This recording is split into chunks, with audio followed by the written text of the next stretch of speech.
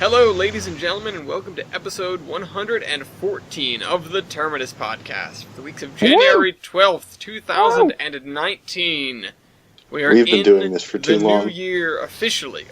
Last time we were only kind of in the new year. We were pretending to still live in the past like we did. Dipping our toes. Yeah, anyway, I am your dispatcher, Ellis, otherwise known as Train Man. With me, my engineers, which I've got all three for the first time since we started the larger expanded podcast. I could have said something, but I'm not going to. Our Brett Wiebold, Polska, Jacob Durbin, Polska, Bolshevik, and Nick Christensen, Ding, otherwise ding. known as Wiebold, Jader, and Milky. And our brakeman this week is Dean Musara, also known as Dean the Lamp. Dean the Cray Station Lamp, who we now know the story of the Cray Station Lamp. Anyway, before we move got on the to OG some gang. funny happenings in the Mantle of Responsibility, the train will terminate at this station.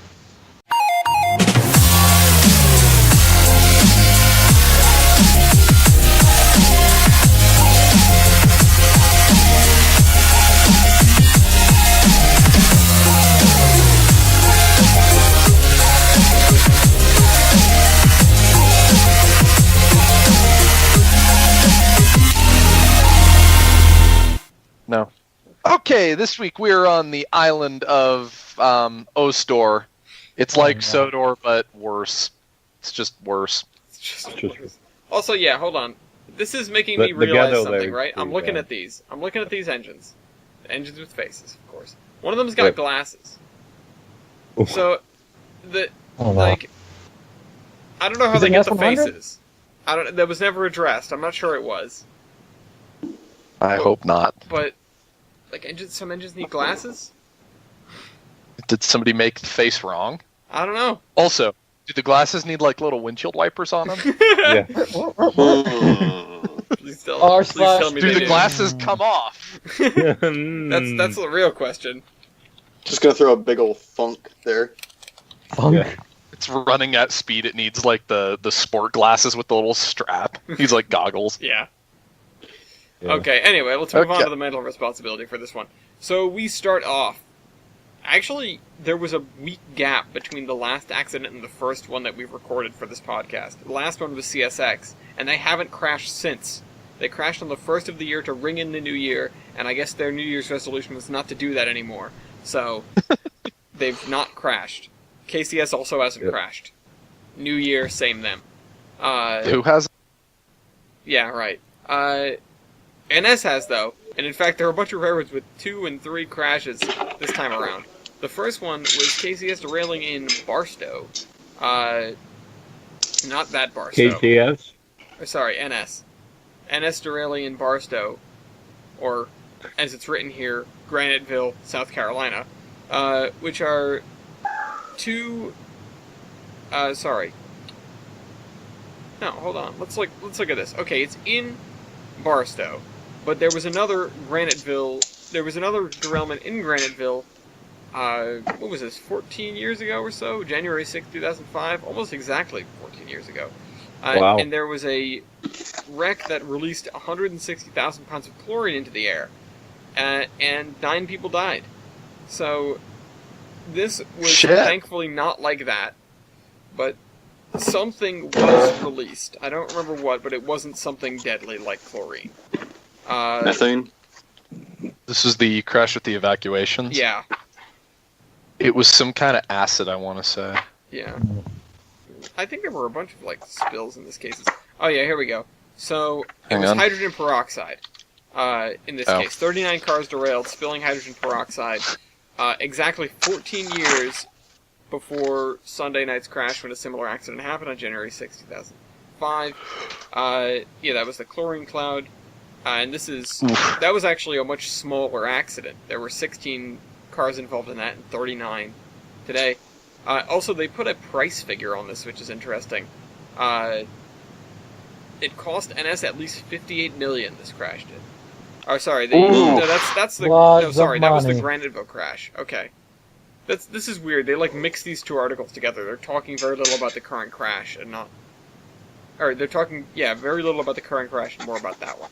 Anyway, you can read about Weird. that in the cargoes. as all of these things will be there.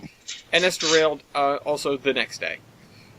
Something less hazardous, this was a coal train derailment in Nebraska, so really, does anybody care? It's like if a bear farts in the woods. I don't know, man. Wait a minute, hold on, why is this listed under NS? This says Union Pacific, or was it just Union Pacific tracks and an NS train? Weird. Now this probably... I didn't know NS ran in Nebraska. I mean, this probably got... Maybe it's that merger probably that they're talking mislocated about them. doing. Confucius say, if train derail in Nebraska, does anyone give a fuck? Yeah. Coal train specifically. Specifically. I don't know. People How many about that. coal train derail in Nebraska? How many environmentalists cry? Yeah. 0, because there's none there. Nobody lives in Nebraska. Or that's Wyoming. Alright, fine. I'll reclassify this under UP. I think I was bamboozled. But then this would be the first accident for UP, so we're still going in chronological order. 23 cars full of coal out of 144. And boy, it's a mess. The thing with hopper cars is they've got like thin sides and stuff, so when they crash, they just sort of mangle. Anyway, Union Pacific derailed again the next day, and they almost hit a house this time. Oh no. And it was a wicked pileup in Aubrey, Texas. Another coal train, although this one appears to be empty. So it really wasn't a coal train, it was an empty train. It was a hopper train. Rail cars all over the place, almost a dozen cars and an engine, and almost took out several houses, really. It's like right up to one house, and then there are another 2 buildings just outside the area of danger, the zone of danger. Danger. And yeah, and quote, "We're fortunate. It didn't really tear up anything we can't fix, except for that tree." You can always replant it. Yeah, Spring Hill Road will be shut down at the railroad crossing for an undetermined amount of time. Of course, they don't know what caused it, but, whatever. Rick Huckabee's home received the most damage. He was working on his antique cars, grinding and welding in his shop, and had no idea a freight train derailed in his yard until about 10 minutes later, when he became curious because he heard a locomotive idling. How do you not notice that? You think these things are kind of loud. How do you not hear that? Yeah. Hear it. I wailed at 2 miles per hour, and I can still hear it happen. Clunk. Alright. That's a Clunk. And another one from Union Pacific, literally the next day. 3 in 3 days from UP. So, at 12:30 p.m., Metrolink issued a statement through their official Twitter that the tracks between Santa Clarita and Villa Princesa stations were closed due to a disabled freight train. This disabled freight train was a Union Pacific locomotive which had caught on fire. Flames coming out of the electrical panel. Light smoke showing from the lead car. And no injuries, but there's a video of them spraying down the engine. Or there's an image of them spraying down the engine with fire retardant. Or that just look. It says just water, but it doesn't look like water. It looks like foam. But then again, this is Union Pacific. So yeah, that's them. They do have another one, but we'll handle some other ones first. This is a lot of accidents. No. But it's all clustered in the span of just a few days. Anyway, another metro problem. This time, BNSF. Start your day with meteorology. Stupid autoplay videos.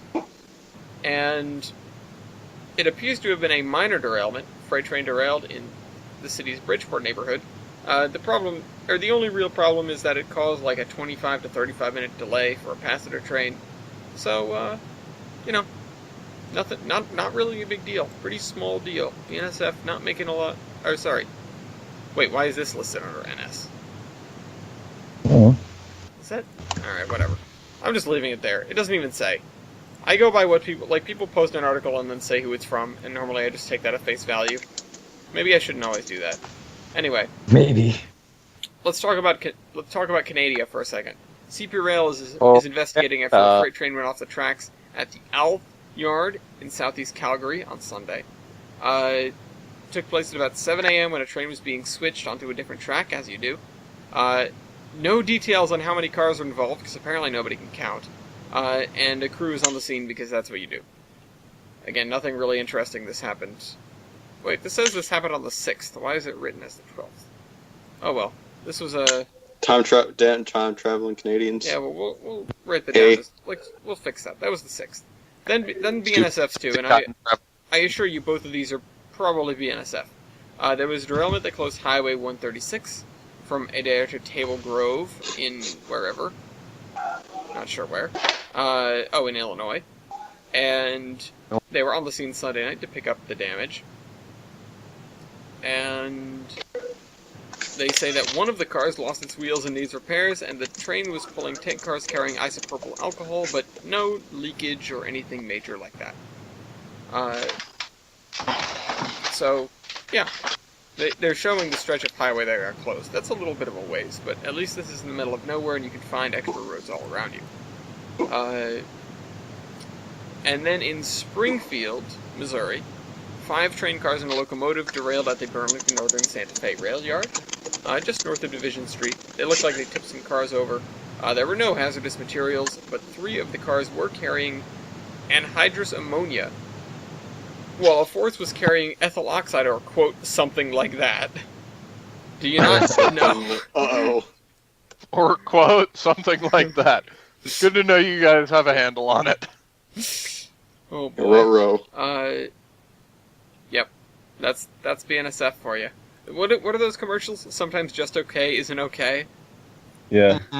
What? And back to Canada. There was a derailment in Alberta, Canada, outside of Edmonton, and there were 24 freight cars that allegedly fell over, or at least derailed. 28 cars on the ground, including covered hoppers with at least one car with vegetable oil that spilled. The horror. They quickly contained that. But they spent some time and cleaned that up. Al Jones. And Alex Jones is sweating in the corner. And one last derailment back to UP, Steamboat Springs. This happened just now, on January 15th. I mean, we're totally not recording this late. Time travel. A 71 car. We're in the future. A 71 car cargo train partially derailed outside of Oak Creek. Honestly, if they had fully derailed a 71 cargo train, I would have been impressed. I'm picturing the scene from, what is it, Super 8? Oh my god. Yes. The thing hits and everything is just flying. Yeah. Which Train doesn't cars go happen. Everywhere. No, it's just... No, Of course no, it happens. Train no. simulator. It happens. Yeah. MSTS. Yeah. And they blocked, like, the main road into town, by the looks, in Oak Creek, or Steamboat Springs, or whatever this town actually is, west of Bell Avenue. Steamboat. Bell Avenue could be Steamboat's closed for the name of the town. 5 hours, along with Moffett Avenue and Sharp Avenue Creek in Sharp Avenue in Oak Creek, according to the Oak Creek Police Department Chief Ralph Mader. You can still get around in and around the town. You just can't go through it. Mayor said, not Mader. Mayor. Mater. Yeah. Mayor. Tell Mader. Maher emphasized that it's illegal to walk or otherwise travel between the train cars while the train is stopped. And we'll talk about people not listening to silly rules like that later when we get to talk about Brightline. Anyway, now that that's all out of the way, that took a little bit. What have you guys been doing the past couple of weeks? Been doing a bunch of stuff. All right, I'll kick this off. Okay, so over Christmas break, I got I actually had time. Yeah, I had some time, so I got back into Gary's Mod a little bit. Bum, bum, bum. Yeah, no. Yeah. Yes. Yeah. Let's see here. Let me get the pictures pulled up. Yeah, I got back into Gary's Mod. I don't have pictures of everything, but I built built a couple chassis engines. I built our, where the fuck is it? I don't know. I built a model of our Jeep down at Hocking Valley, and I also bought a model of our Jeep down at Hocking Valley. Well, Nice. one or two. So you bought one for HO and built one in Gary's mod? All in the same day. Did you also erect a shrine to it and stuff? No. Even before I built it in AutoCAD. Yeah.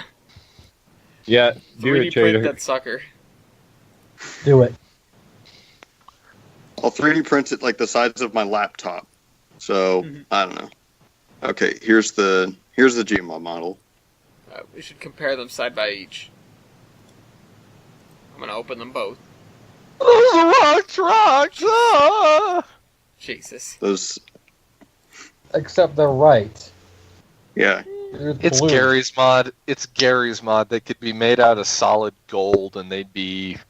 Oh, they're horrible trucks. Whatever. Well, yeah, I mean, a solid gold truck would be pretty bad, I would think. I love gold. I love gold. But if you're worried of gold, go see the CB&Q engine painted gold. Rest in peace, that engine. Yeah. Yeah. Yeah. Too soon, Milky. Too soon. Rust in Juicy. pieces. Rest in peace. Many, Rust in- many pieces. Let's see. Rest in And then here's the real one. To Oh, yeah, I compare need to to. compare. I need to compare this. We need to vote on which one is the best. Who wore Oh, it boy. best? So yeah, who wore it best? That last one. Original. The weathering on that last one's trash. I was gonna say it looks unrealistic, but It does look unrealistic. Oh, no. I've seen this engine before. Didn't they just get it on the Allagash? What? Algas it. Scenic Railroad, yeah. He leased it to the Allagash. My favorite tourist railroad. Lease it to the police. Actually, no, it'd Wait, be would I my put- second favorite. are these all? Behind the Banks Northern Railway. You found one that was the right number? I bought that off of a friend of Foamy Jake, Oh, okay. who was an engineer down there, and he custom painted it. But he's getting out of the hobby. Jake told me, hey, this is for sale. Went up, got it, and it turned out that 3 of the 4 axle gears were cracked, Ooh, and I didn't realize that until after I bought it. hope you didn't pay much for it. I mean, I thought it was a good deal, 55. Not Time to great. get you some new axle 55. gears. Oh, I got axle gears like that following Thursday and put them in. Yeah, thank God the hobby shop had the exact part that I needed. Excellent. Yeah, Well, that's really cool. Now you have triplets. Wonderful. yeah. Next time I'm out hawking, I'm bringing. I have it sitting up on my computer right now. I'm bringing it with me, holding it up to the real one, or like putting it next to it. Hmm. And I'm putting as the caption, "Don't talk to me or my son ever again." Yeah. Yeah, I did that in trains with I shall one call of the it. mini trains. Mini me. Those things are adorable. Well, earlier I mentioned the Banks Northern Railway, which is my old tourist railroad that I got going on in trains. I recently finished up a Chilbert's caboose for it, which is a combination passenger car and caboose. So when I say a very long tip- caboose, depending on where you go. Yeah. And I also finished up 2 heavyweights for the contest. So now the whole excursion train is done. And the other picture that I posted, This looks familiar. yeah. There was a Boston and Maine branch that gave me a little inspiration to build a railroad through the middle of a golf course.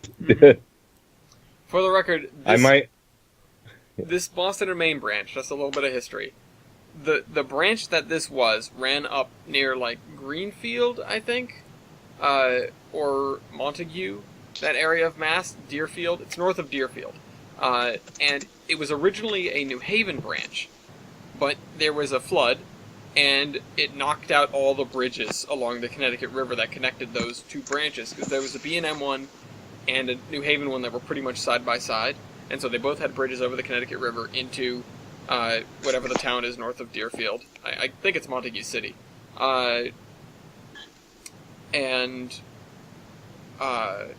then this flood came and it knocked out all the bridges. Or, well, more accurately, it lifted the B&M's bridge up off its foundations, which was this huge wooden-covered bridge. And that bridge floated down the river and took out a bunch of other bridges. and the New Haven was the only one that decided to rebuild their bridge, and so the B&M then bought the New Haven line and used that to get to their line.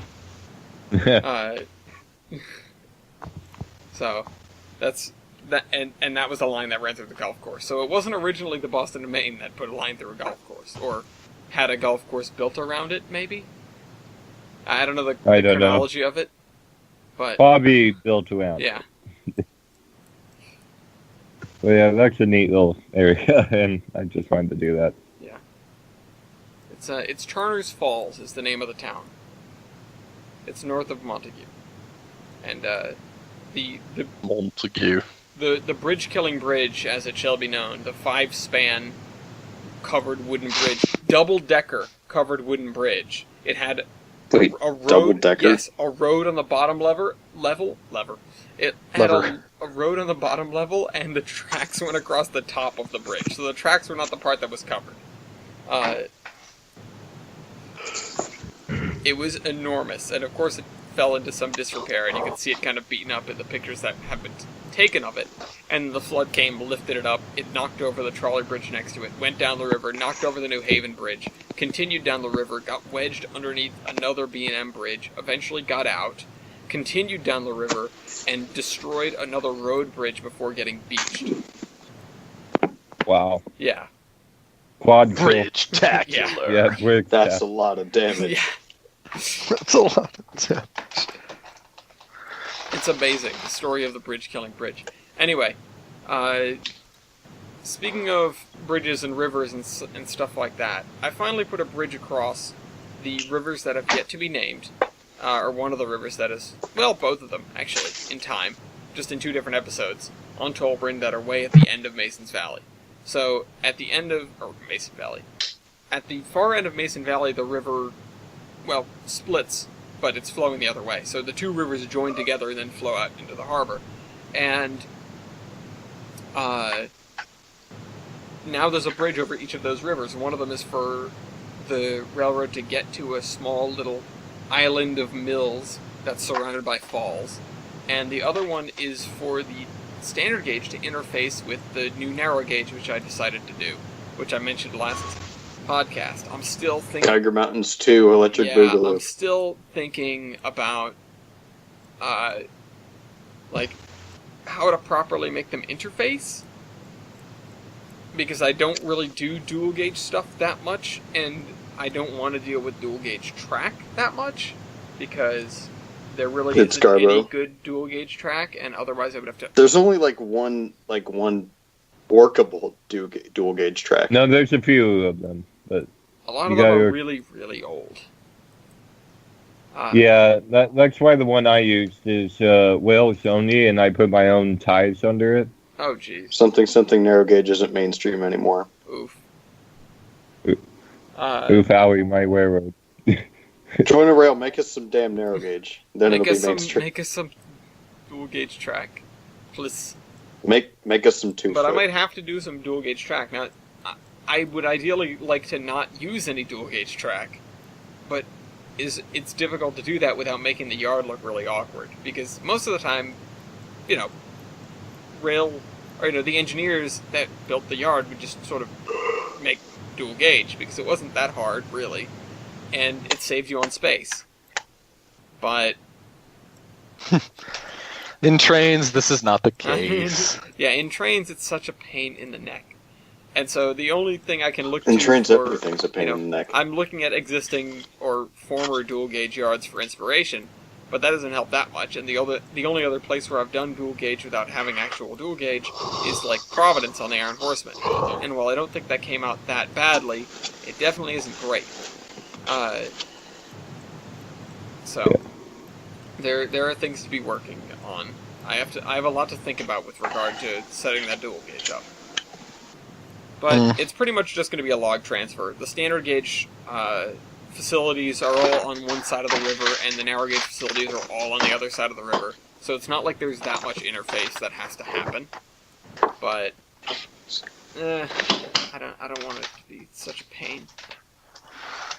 Anyway, I'll have to think about it more. But that's pretty much all of what I've done. I'm gearing up to go to the Amherst Model Railway Festival with TJ in a couple of weeks here, and I'll be able to report on that when I get back. But Nice. aside from that, what else have I really done? Not much. I'm stuck at home. Have you been to the PN at all? I actually haven't. I haven't in a little while. I've been going for the monthly meetings, but I missed the one this time around, just because of car troubles, and I didn't feel like borrowing a car just to go to the meeting. Yeah. Like, I would like to go, but time is such a precious thing. Yeah. Yes, it is. It really is. I did a couple of streams, and one of the guys in the Terminus fan chat, and one of the guys who actually posts a lot of long comments for me, which I like, Ice of the Blue Lion, he linked or pointed to a huge trains map. And it's not the UMR. What's it called? Let me see if I can go back and find it. It's got sort of a weird name. It's called something Yard, if I recall correctly. And it just goes on and on and on and on.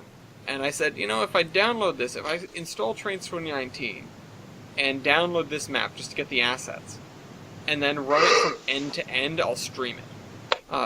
And I'll do it sort of like a Sunday driving. I'll just drive from one end to the other with like K and L stuff. It's like that guy that's walking to the far lands. Yeah, I actually watched an episode of that right before we started the podcast. I was like, Nice.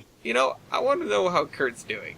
And Yeah. because I'm subscribed to him, I see his videos come up every once in a while. It's just like, huh.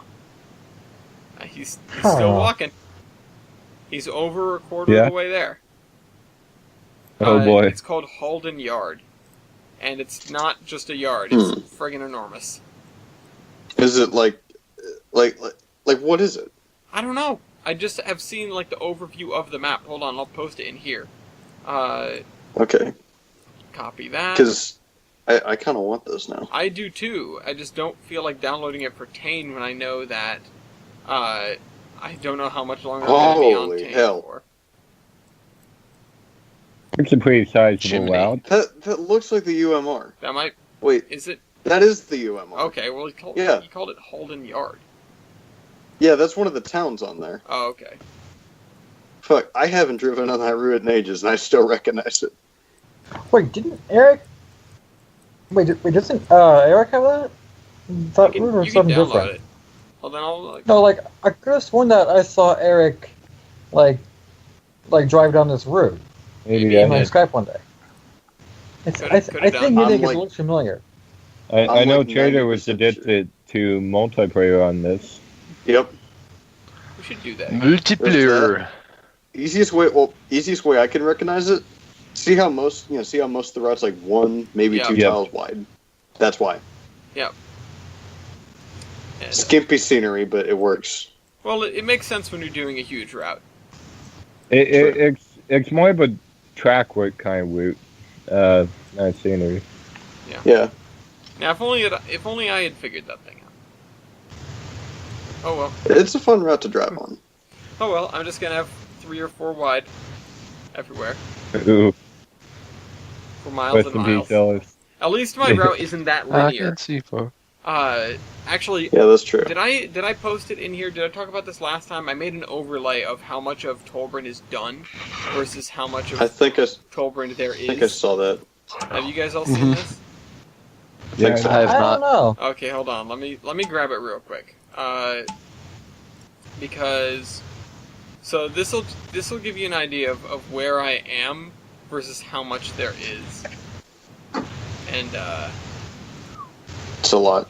yeah. I don't. And I'm gonna, Oh, wait, I'm gonna I can show it talk for the about viewers mine. as well. So, the Tolbrand Peninsula is, of course, this whole Oh. thing, and the area that I've done is this area Oh. here. Oh God, Oh, it's never gonna get done. Maybe someday. this is- Yeah. jeez. It's a long road. Yowza. getting Yeah, I from can't there do that to with here. my route because Barely halfway to halfway to Bellington. Wow. Yep. You know, Belland. I Done. intend to make a more detailed map that shows like the context, like the area around Tolbrand. Obviously, I wouldn't be building out there, but it would give me an idea of where trains are going to and coming from. Yeah. Because right now I have no idea. and so I'm not gonna. Wait, hang on, dumb question. Yep. Like, are all our routes, like minus the multiplayer route, but could all our routes like be in the same universe? I mean, hypothetically, if you wanted to maybe. connect them, I wouldn't be. Yeah. You know, at one point, what was it, Milky? Didn't you attach some like two of TBA's routes, or TBA attached two of his routes, or something? I suggested the idea that the Hazel Northeastern and the Alvarez and Normandy become one route. Yeah. And he did that. And it didn't turn out too bad. And that's something that's really cool. At one point, way back in Trains 2006, I was making little routes, like 2 or 3 tiles, and then merging them. And doing that, taking old routes or whatever, and then merging them together to make one big route, is really entertaining. It's just the fact that you can't rotate them that kind of hinders that sometimes. Yeah. I wonder how all of our routes together would be. I mean, that's kind of what I'm doing with my latest route project. Like, as much as I love the Equinix Central, it got to the point where, like, okay, it's getting kind of repetitive, and whatever. I want to break off and do something different. Yeah, I get you there. Yeah, so I started thinking of like small like 5-10 mile short lines I could do. But like TJ. And kind of was inspired by that, and mainly for this one, the Thousand Islands Railway up in Canada. Mm-hmm. Yeah. And so I didn't even draw a map for this. I just kind of threw something together, looked at the real Thing. what's the town? Looked at the town of Gananoque up in Canada to get some inspiration, and I came up with the Mattapoisett. I got the name from somewhere in Massachusetts. Oh, I know where that is. Yeah, I'm like, okay, what, the real town's called Gananoque. What's the really weird name that I can barely pronounce? Oh, fuck, they didn't post. It's not even that far from me. It's just on the other side of New Bedford. Hang on, these didn't post. Mattapoisett. Fuck. Yep. These better fucking post. If you're going out to the Cape, you go through there. Hey! There we go. Hey! Get off my couch! Hey! Scram! No. Yeah, this route, it's set in the 50s. I'm debating to just make it in Canada. Mm-hmm. Your Because home I native have land. two. I honestly might. I've never built a Canadian route. I have 2 CN steam locomotives. I mean, the advantage of building a Canadian route is that you get all that sweet K&L. Yeah. That's what I'm using. I'm using the E10, and right now the 018. But eventually I want to get Gabe and use that. Yes. What was the other thing about Canadian route? It's just like an American route, except there's sometimes a French sign. Yeah. Flashback. I mean, to I Cubes. named the junction town with the main line Saint Pierre, so Yep. it's there kind you of go. French. I can't think of like a Saint Pierre, like in America.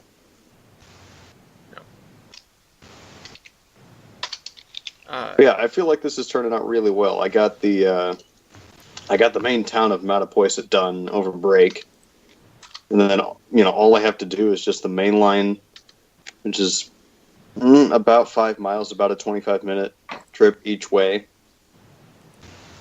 From there up to the main line. Oh, nice.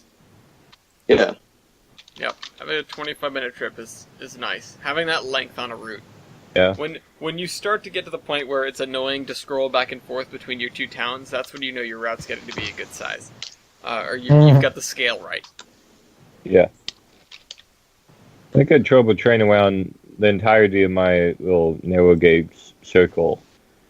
And it's like 113 miles. And it took a few hours to go around it. Doing track speed. Mm-hmm.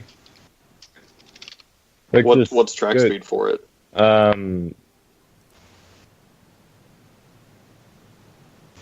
it's 40 in most areas. It's fucking Because I- fast for narrow gauge. Because I haven't finished the track yet.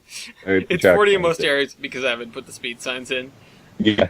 This is going to be, let's see, it's It's either 15 or 10 in the town, and then 20 on the main line, if you can call it that. Yeah.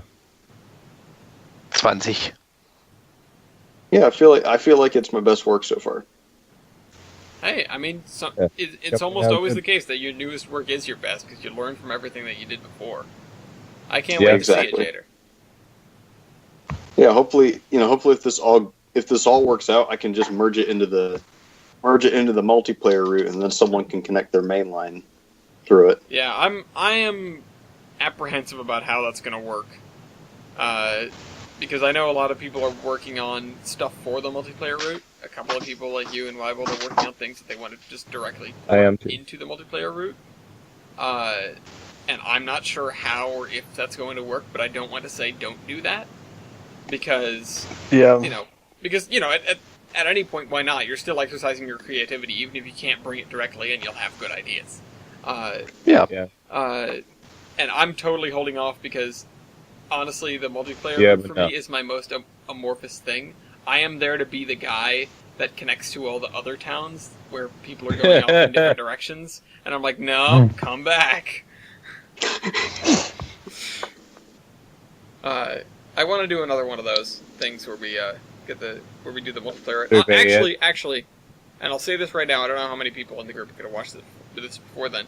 But if Graham ends up going out to the DNS next weekend, I think I'm going to try to get to rally everyone and do a route planning thing. Oh, boy. Okay. route planning draft on the Yeah. Sunday instead of the next SAR if he's not going to be there. Anyway, Sorry, Graham, for singling you out. well, I mean, he's the Well, one. not really singling him out. More like he's the one that needs to be there for that. Yeah, it's his thing. He can do it whenever he wants. It's just if he's not there, Yeah. he's not there. And we've actually done pretty with well it. with getting a ton of people together for that. So SAR's fun. It's very stressful, but it's fun. Yeah. yeah. Anyway, It that's can for the also- building podcast. Yeah. That's also fulfilling. So I said to myself, I want to do one stream a week now that I know how to do it. Ideally a Minecraft stream, because I don't have time to make normal Minecraft videos. But, I might do another stream like I mentioned before. I want to do one stream a week. Honestly, streaming the route build draft could be entertaining. Yeah. Let's do it. Alright, well, we'll see when it comes to the weekend. Anyway, anything else anyone else has done? Everybody's wild. Yeah, I was up at the Yeah, museum not- last weekend, and while I was there, I got to visit the Willamette Valley Mall Railroad Museum, Mm-hmm. which is a few buildings over from the museum. And they're building it out. The Southern Pacific Siskiyou branch. Ooh, Sorry, to talk about because they have steep grades. I love that branch. Am I missing something? No, I love that branch. Yeah. I think it's Okay. particularly I do cool. too. It's engineered weird, and it has hellish grades. Okay. Yeah. Huh. Never heard of it. Yeah. It's It's also nice. I like it because of the name, because Siskiyou is a fun thing to say. Why will this in your list of words? It is not. I mean, if he You're hasn't welcome. heard of it before today, I wouldn't expect it to be. Oh, fuck, how do you spell it? SIS capital Q. Q. Yes. Sisk. Siskiyou. But yeah, that I wound up getting the tour of it after the board meeting, which was the reason I was there. Because I like to sit in on our meetings and hear about stuff. Particularly when the stuff involves what I'm working on. Which that did come up in the board meeting. We have enough for the down payment, but we don't quite have enough for the full payment yet. Because one of the grants that we applied for, we got half of it, and the other half is going to come once we actually have the parts in hand, but we don't have that yet. It's weird. but we might get a few donations in a couple months from Winter Whale, which is a whale fan photography event that happens in Corvallis every March. I think it's March 15th of this year. So I randomly got inspiration in the middle of the night to to make a poster background for posters for it. That looks cute. So I decided to do 1067 and our vintage trolley that we have in Oswego 514. And I'll probably do another one with like a car barn building to represent our new car barn that we're going to be constructing. Start fundraising for this year. And we actually got a generous donation from a state for that of $45,000. Holy shit! You guys are swimming in money. Small loan. Chater, you say that, but we really aren't. Considering you guys have a fucking barn and are building another one. Well, their barn's standing up straight.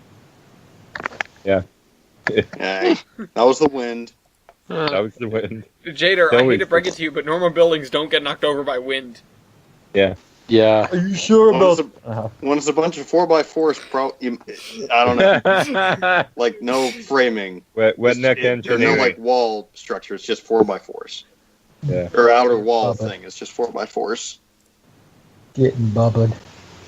The idea is that we'll interpret things inside the windows with captions and photos. Because I haven't finished all of them yet, but so far I've gotten 1067s done because I know the most about that, to be honest. But yeah, and we're also bringing our children's trolley from Lake Oswego to this event, which I'm not sure how that works, but I've heard it talked around many times, so I'm sure someone did a good job on it.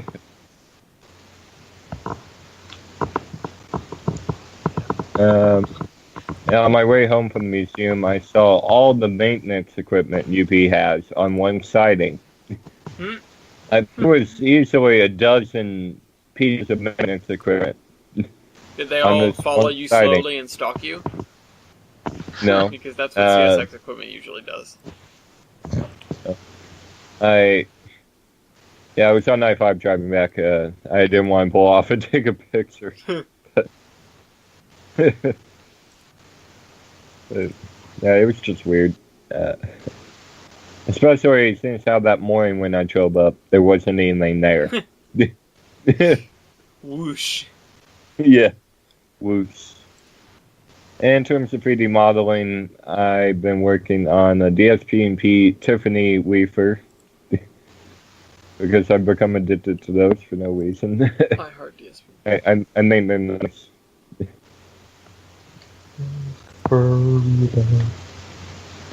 I haven't gotten too far with it yet. That's all that I have except for Rolling Eye. My newest addiction. Thanks, Garrett. Hashtag my strange addiction. Yeah. Where I have been reskinning their Berkshire because now you can skin it. So I did it for the Golden Spike Imminent 759. Very blue. Yeah. Yeah. That blue splotch, though. The actual lane is very blue, so you can blame the post. Ow, it hurts to look at. Yeah. Neon. It's like radioactive blue. Oh my god. It looks good though. Yeah. That's how the actual one was. So. I love for the smoke and stuff. Flame It's just a bunch wash of rolling. circles. Yeah. What? Russ Rowland choosing gaudy colors for something? No. Yeah. Nah. No, it's gonna be classy. Then Classic another thing I 100 miles an hour. did was I wanted to make a 3D model, so I did that with this. I did a little bit of an oddball diesel to start off with. Milwaukee Road SDL39, which is pretty much an SD40 reduced for branch lines that can't handle an SD40. This is something you modeled? Yep. Oh, cool. Ooh. I still need to do quite a few things on it, but and figure out how the hell to UV map it so I can retexture it. That's something I've been meaning to do for a long time, but I haven't gotten around to it.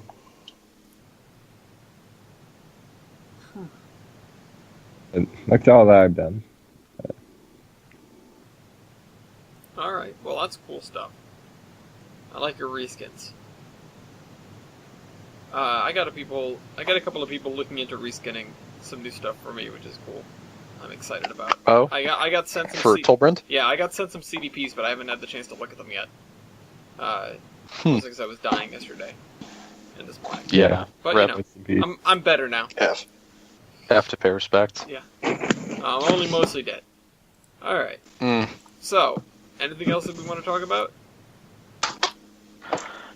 Oh gosh. I don't have anything. Oh, you said, oh gosh, I thought you were about to launch into something. Oh no. Alright, well, I've just been the past couple weeks have been starting school, so Yeah. trying to run through the railroad stuff in my head is. well, listen, be excited because Polar is done. Yay, For Polar's now. over. But school's For now. It's a countdown to the next Polar. Yeah. Yeah, Alright. I count down to summer now. Yeah, we didn't do this before the podcast, so let's figure this out right now. Before Oh god. before we go into the thing, Dean, what were you thinking for Locomotive Verbish? I was thinking another 060 off, honestly. But between but- what? God damn. look, hear me out. I was thinking of doing a Danish engine versus something American, but Danish. apparently there isn't many data sheets for American 060s. Yeah. But there also I ran there just aren't many data sheets for 060s in general. You found No, did you no, find a like there are. Danish one? A Danish one, yeah. From what year? On Steam Locomotive. Oh, the 1879, I think. Ooh. Jesus. Ooh. No. It might be 1880s. Ooh. Either way, it's old. Damn, I know this 1850 engine that has an almost complete stat sheet that's an 060. I mean, and I was gonna be like, if you oh yeah, wanted- bring it. Yeah, I mean, Oh no. if you can find a picture for it, I am highly up for doubt it. there's pictures of it. Hold on, let me see. Let's see. I'll go find that Yeah. Danish engine. Well, that doesn't have anything. Why doesn't that have anything? Yeah, let me see if I can get an 060 for this. I'll try to find one around the same era. I mean, if you can't find it, it's like no big deal. I mean, you can just get something from the list. You know what? That's Wait a still around. Let's see. No, those are both much newer. Those are all much newer. It's either 1850 or 19-something. Excuse me. Okay, so that locomotive that I was talking about is from 1898. Oh, 1898. Okay, that's not that bad. Yeah. Okay, too bad. so let me do something totally out there. Maybe if I can find it. If I can find something that's appropriate. You know what? I'm sure this thing is small enough. Is there an image of it? No, there's not. Small. I want to find a picture. Oh, my engine, yeah. I want to find a picture of it. I need one with a picture. That's the issue. Is Azucarera? No. Let me see. Oh no. Oh, damn it. This one has pictures, but it doesn't have Stats. stats. Yeah. Yeah. It's one or the Now you other. know. Yeah, it's How about not this? easy. Nope, that doesn't help.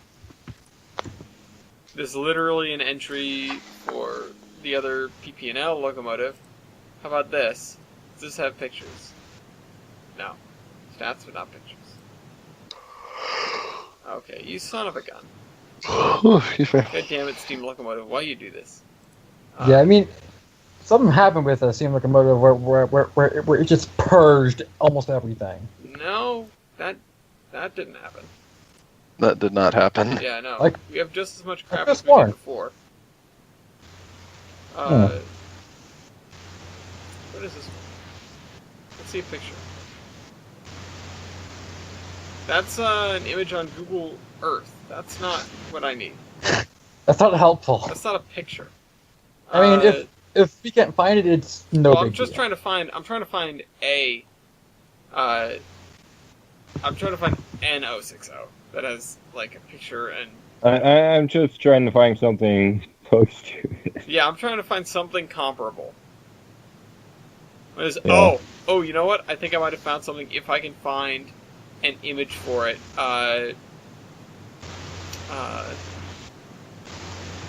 Let's see. Oh, yeah. Okay. This thing has stats. Except for it's too new. Damn it. I found something that's almost spot on. I just want to see if there's a picture of it somewhere. And I highly I doubt hope it. there. Because I hope there is. I don't think there is. I wouldn't think there is. No.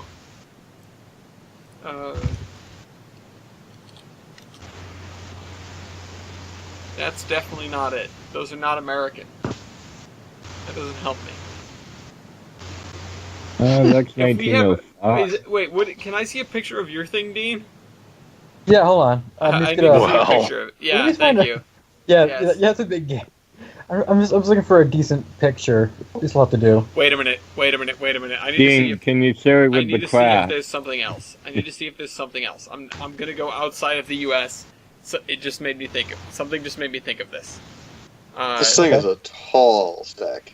Yeah, I know. It's compensating. Skyscraper chimney.jpg. Whereas they used 060 locomotives in other countries. Also has a steering wheel in the front. Yeah. You steer from the front. Yeah, it's like a boat. Wait, no, you steer from. You Is this steer from the back. Tinkerbell? Yep. Tinkerboo. Okay, this is an engine from 1899. That might So be weird looking. neat. It might be That's comparable Danish. depending on the size of it. What the fuck is that? Is that a sand dome or a steam dome on top? Steam. I'm very certain. Are Yeah. you sure? Yes, yeah, it's a steam dome. I feel like this is sand dome. Okay. Hold on. What? I think it's. Hold on. Let me just try this. P? No. Sorry, it's in The class Terminus 35 podcast. compounded. God damn it. That instinct's I too need to new. summon Nathan. I mean, we can just find I'm something trying to else. not a deal. find. I'm trying to find The stats year? for the year. Yes. Yeah, oh my god. Fucking hell. Da da da. I've been looking at Hawaiian engines. Yeah, I'm trying to find stats for the year. I want stats for the year. I found stats for the OV. Oh, Yeah, I found it a long time ago. Crap.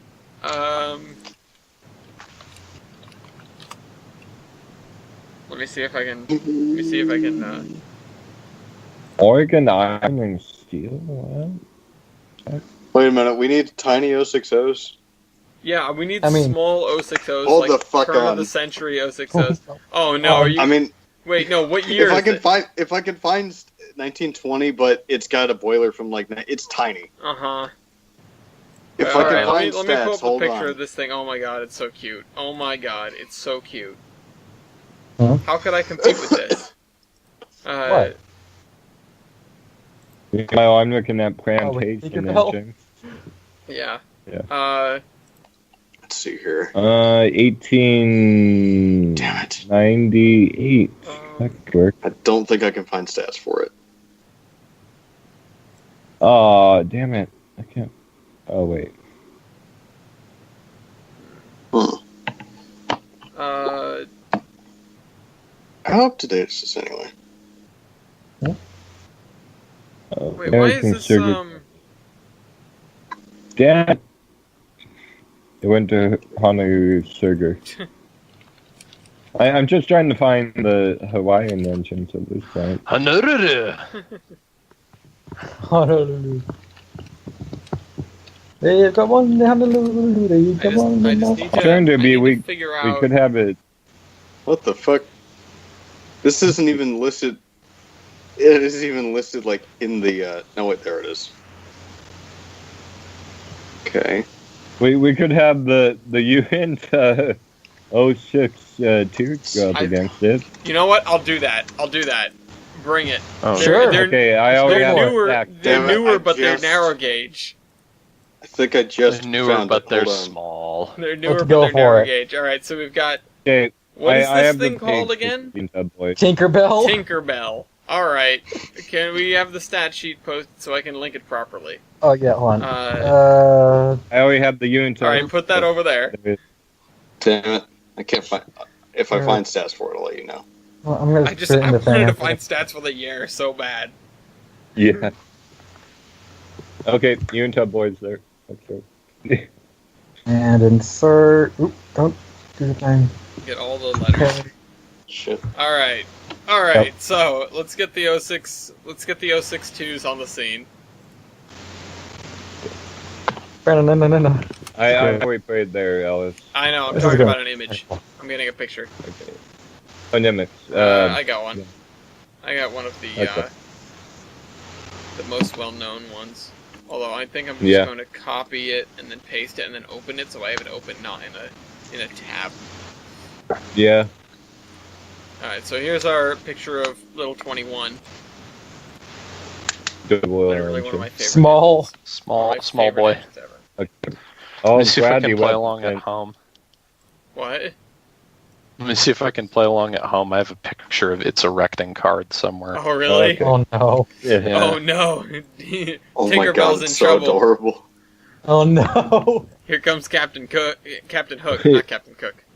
Captain Captain Cook. Cook. It's Captain Baldwin. Captain Baldwin. Here comes Captain Pinky Baldwin. from Captain the- Burnham. Burnham. Captain Burnham Williams to go. But I barely Yeah, even know him. I'll grab the weapons and the UN engine. Alright, Milky's gonna represent the Uinta engine, I guess. I guess. Alright, so in one corner we have the... Oh wait, sorry. It's time for... Finally. Anyway, in one corner we have locomotive number 656 of some Danish railroad, presumably. Yeah. Also known as Tinkerbell. It's an 060. Yeah. It's standard gauge, I think, but it's very small. Yeah. It's also from the It is. 1800s, previously Yeah. established. In the other corner, we have Uinta Railway number 21, which is an 062, also very small. Built because in it's narrow gauge. 1905. Yeah, slightly newer, but not by much. Slightly. Not very much. We'll see how these things fare. Currently, Yeah. the odds say the Danish thing is gonna win, but you never know. So the Danish thing looks like it's just covered in random bolts and knobs and appendages. Just gotta say. You never Yeah. know. Like, Well, Oh, it's very steampunk. yeah. I mean, can It it just has random shit It's everywhere. a very neat engine. well, it's kind of messy. That's what I'm thinking. Yeah. Anyway, Neat and mega cool. who should go first, guys? The small boy or the extremely small boy? Nobody knows. Yeah. What even is that dome? What the hell is that dome? I don't know. I mean, it might be That dome's a weird. steam and a sand dome combo, for all I know. It is a who tube. knows? It's So, not a tumor. All right. Well, I It's, think like, long. the Uinta thing should go first. I think it's gonna need help. As much as I It's want the it to win. freaky deaky Dutch I bastard. didn't realize it was not as young as I thought it was. Anyway. Milky, go ahead. Okay,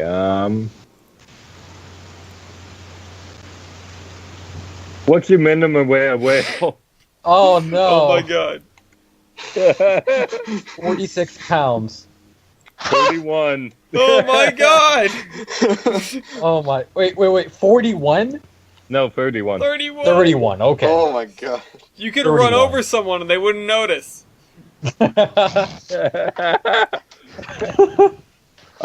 Lethal engine. Yeah.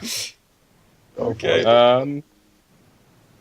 What is your water capacity? Water capat. Not listed. Oh my god. Oh. Damn. I'm gonna go out on a limb and say that the Uinta Railway engine holds a little bit more, but Yes. it's not that far. Yes. I don't think it's as different as it looks. Because those tanks are bigger. Yeah, Yes. they aren't It's just, that big. Like, your scale is off, you know? But, I don't know. Let's just move on. We'll come back to it if we have to. Okay. Do you have tender fuel capacity? Yes, I do. Okay. Give that, but not water. Yes, I have that, but not water. 1.7. 1.7. Ah, damn. Oh, 1,000 gallons. 1.5. Ah. Woo! Oh, that's right. Wait. Wow, I don't know where the hell you fit 1.7 anything on this engine. Yeah, I know. Number built. 2. 125. Jesus Christ. Ooh. Holy Slaughtered. The freaky deaky Dutch. cow. We multiply. Weight on drivers. Oh. Whoa. No, wait. Wait, why did I Wait, do yeah, that? why did you Oh, do no. that? Yeah, Dean, why did you do I that? don't know. First of I all? was No, thinking. but I'm gonna answer anyway. 56,000 pounds even. 82,880. What is wrong with me? Mistake. What's your engine weight? Engine weight? I'm looking for it. I don't see it somewhere. Underweight Oh. drivers. Oh, sorry. 165,760. Oh! Wait. Tinkerbell, you fat bastard. I'm only 62,000. Jesus Christ. Wait a minute, wait a Well, minute. you're Wait a narrow minute, gauge. wait a minute, wait a minute, wait a minute. Tinkerbell, you fat boy. I doubt you're that fat. I'm 101,000 pounds heavier. What? Wait. You're what? What black hole are you hiding your weight in? Yeah. I don't know. Hang on. Total- What is your weight? Mine, it says total engine and tender weight because it's a tank engine. 165,760. Okay. It says that. Do your domes weigh 50,000 pounds each? He only has Apparently. one. Oh, oof. Just going Also, off wait a of minute, this, wait a man. minute. I detected something strange. So I Yes. look at, I'm glancing at the stat sheet for a moment here. Why was your weight on drivers different than your total engine Yeah, I and don't tender know. weight? I don't know. Mine was also different. Also, no, yet They yours just- makes sense because you have an extra axle, Milky. Dean, you only have 3 I don't- axles and they're all drivers. Your total engine Yeah, and I tender don't- weight should be the same as your weight on Yeah, drivers. it should be, but it's not for some reason. So I read Is the that same- name behind you a tender? No, hold on. Because It's a tank engine. Hold on. Looking at the stats here sheds a little bit of light on this, and I'm not sure what number to look at for the correct number now. Because the weight on drivers and the tender loaded weight are the same number for Dean's locomotive. I don't know if they broke down the total engine and tender weight into 2 equal parts to put them on those 2 different stats, or if the weight on drivers is the total loaded, or is the tender loaded weight because it's a tank engine. What the- And then they got the total engine and tender weight based on the formula that calculates in this thing, because this thing sort of runs like an Excel spreadsheet. It's not all manually entered. I realized that Let me when do we the were math looking of at the that. calculations. And the total engine and tender weight literally just adds up those 2 numbers. So, possibly, the total engine and tender weight is It is actually INW just numbers. 82,880. It is, cause I just did the math, and it brought out that total engine and engine weight. So in fact, the engine weight is 82,880. Okay. And Milky, you So are? steam locomotive did a dirt. 62,000 even. Okay. Yeah, that makes more sense. Yeah, that does. I think I already gave you the point for that, though. So, Yeah. anyway. Carry on, Milky. Okay. Not gonna ask that. Because that's gonna kill me. What is your warrior pressure? 174 pounds. Okay. Not bad. I'm at 160. I thought that was good. Yeah, see, Yeah, you're like- not that much newer. I thought they were like 1920s engines and not 1905. Yeah, no. No. It's you, Winna. Yep. It's you. Driver diameter. Driver diameter, 34 inches. 49.3. Okay. Damn. That's I mean, slightly I can bigger. tell just by looking at that one. Yeah. Cylinders. Cylinders. High pressure? Yes. Unless it's unless it's some communist space magic. Yes. where it's like Okay, Be compound space magic. 13 by 18. 16 by 22. Tractive effort. Tractive effort. 12,168. 16,896.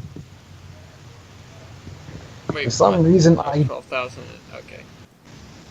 for some reason I don't have Firebox area, so great area. Don't have a firebox. I don't have a firebox, guys. 9.25. Oh, 10.76. That's extremely close. Yeah. How was it so It's close? also pathetic. Yeah. Think about why. Evaporative heating surface. Okay. Divided by cylinder volume of actually just no. evaporative heating No. service. I forgot. 509. 610. That's your total heating surface, Milky.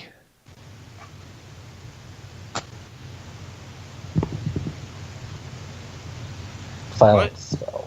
Yeah, sorry. 509. Yeah, 509. Yeah. That's your total heating surface. That's my bathrobe heating surface. Yeah. And mine is 610. Can you post your stat sheet? It's linked. Hang on, let me find it. I Yeah, don't it's, see it it's linked. listed as evaporative heating surface. That's fine, but can And combined heating surface, because he doesn't have a superheater. I don't have it. I don't have a superheater. I would be surprised if Okay. either of you did. Oh, well, must be looking at his card. carry on? Okay. Evaporative heating surface divided by. Wait, I got that one right. Yeah, you got that one. Yep. Okay. Evaporative heating surface divided by cylinder volume. 184.07. 119.15. What? Okay. What? Milky wins? I'll take it. Apparently. Because Milky has extra small cylinders. Yeah. Oh yeah. So, Small. yeah, I'll steal that. Yeah. I have a question. Uh-oh. What kind of valve gear do you guys have? Because Dean, like, what the fuck is that? I have something called trick valve gear. I have Steve. Trick? Yes, it's called I have trick. It's Stevenson called- valve gear. It's technically called Allen's straight link motion, but Trick is the nickname given to it. Yes. Well, Okay, so it's which is still better? better. It's still Stevenson. Yeah, is still better. Stevenson is better. It's better Stevenson than is trick better. valve gear. Why is Yeah. it called trick valve gear? I don't know because it's tricky. Because it's a trick. Yeah. It's a trick. Yeah. It's a trap. It doesn't actually work. Actually, let me look something up. Oh no. Oh no. Did we already do you built? Year built? No, we didn't. What year were you built, Dean? 1898. 1905. Wow. All right. I feel like we knew that one already, but carry on. All right. It's 7 I to have to 6. stay in. Wait, The who Dutch was your builder? What? Who was your builder? Several. Double.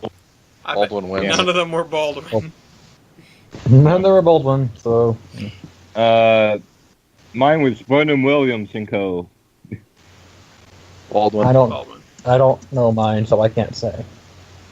loses Not to Baldwin. Baldwin, so Anyway, it's not good. Loses to Burnham Williams and Co. Yeah. Would have lost to anything because America. yep. Yeah. Hmm. Can we just give me the point for total engine and tender weight? Yes. Yes, you can have that one. Yeah. All right, 7 to 8 with cheesy points. Smokey's Okay. taking the lead. What's your loco base ID? Yeah. Oh, Oh boy. no. Dean, 40-15. It's not bad actually. wait. 415? No, 4015. No, 4015. Fuck. Oh. 12,801. 12,000! Oh my Oh god. my God. All right, Well then. Smokey still has the ball. I'm glad he didn't ask that in his own. Oh. All right, we're 4 points Uh. away from going to style points if necessary. I'm not sure that we're gonna make style points. They're just running out of steam. Or not. It's like Yeah. clawing Somebody give him a itself forward. point. Give Bible a point. Sure. Oh, fuck. Okay, There you go. I didn't even I don't realize. care if like, that why wasn't am on I- purpose. Why am I getting a point? Oh. Hold on. I don't want to ask that one. Yeah, I know, Milky. You're That's you're quite gonna run bad. out of things real quick. Who put Uh, that Tinkerbell? It's a Dutch I have Tinker. the gauge of. I have the gauge of the flues on the Uinta engine. Yeah. But that's not gonna do anything. Not really, but I have the diameter and length of them as well. Those are tiny, jeez. Here. Extra small. I don't think there's too many places I can go without getting burned. So, Wabier Messina's power competition. Here we go. 1872. 1480. Woo! I am not. Well, I am afraid to do that one. I am terrified of doing that one. Shoot. Wait, what are you Not afraid my- to do? I am Yeah, afraid Dean, to do what? factor of adhesion. Oh, okay. It's- Okay, I you was know gonna what? say. I'm also you know what? afraid I'm to not do gonna say that, anything else. I'm so. not gonna say anything else because I almost just gave Dean a point. Wait, why? I shouldn't have said that. The Uinta got lazy. Factor of adhesion isn't even on the card. There's a place that says factor of adhesion, but the line is left blank. It's literally Oh. just Yeah. math. It's just math. Come on. I'm not Quick math. the one that didn't write I it on the know. erecting I'm not card. blaming you. I'm just saying. Wow, I mean, that's lazy. Milky, if you do the math, I will do factor of adhesion. Deal? I already have it. Yeah, I was Oh, gonna you say did- it's again. Locomotive. The Steam Locomotive page is basically a spreadsheet. If he has the two previous, if he has weight on drivers and tractive effort, he should have the resultant number, Why books run off of the builder's card, Yeah. which doesn't have it? which was lazy. Oh, the gold card Which doesn't was have it. lazy. Yeah, he's Yeah, playing okay. Baldwin. Baldwin didn't know the factor of adhesion, but apparently the internet does, so why not? Baldwin didn't have Okay Excel. then. Yeah. Okay then. Factor of adhesion. 4.60. Oh my god! No! 4.91. Oh, it's 491. What? How was it that bad? Tinkerbell, What? what are you doing? Jesus Because it's a Christ. tiny engine I with was big a- wheels. I was avoiding that the entire time. Yeah, to be fair, 4.60 is pretty bad. Yeah. I honestly It's thought very it would have been bad. better, but I guess not. Hmm. All right. Well, we need two more. Style. It's 9-9. I mean, I've got some style points, but You have to get there first. Yeah, I know we do. I mean, we might not. That's why I we- haven't said them. You guys can't conjure up two more things.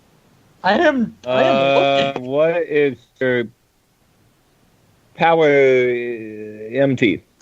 Not listed. Dean, you move. Not my fault. Oh my god. Okay, do you have anything else under power output? I have. No, I don't really. Damn it, Dean. It's not my fault. Or damn you, Wobbly Machine Bobby. There are two.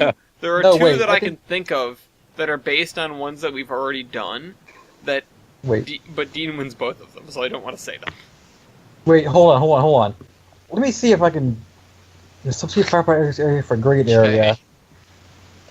Look at these. Boiler pressure times firebox area.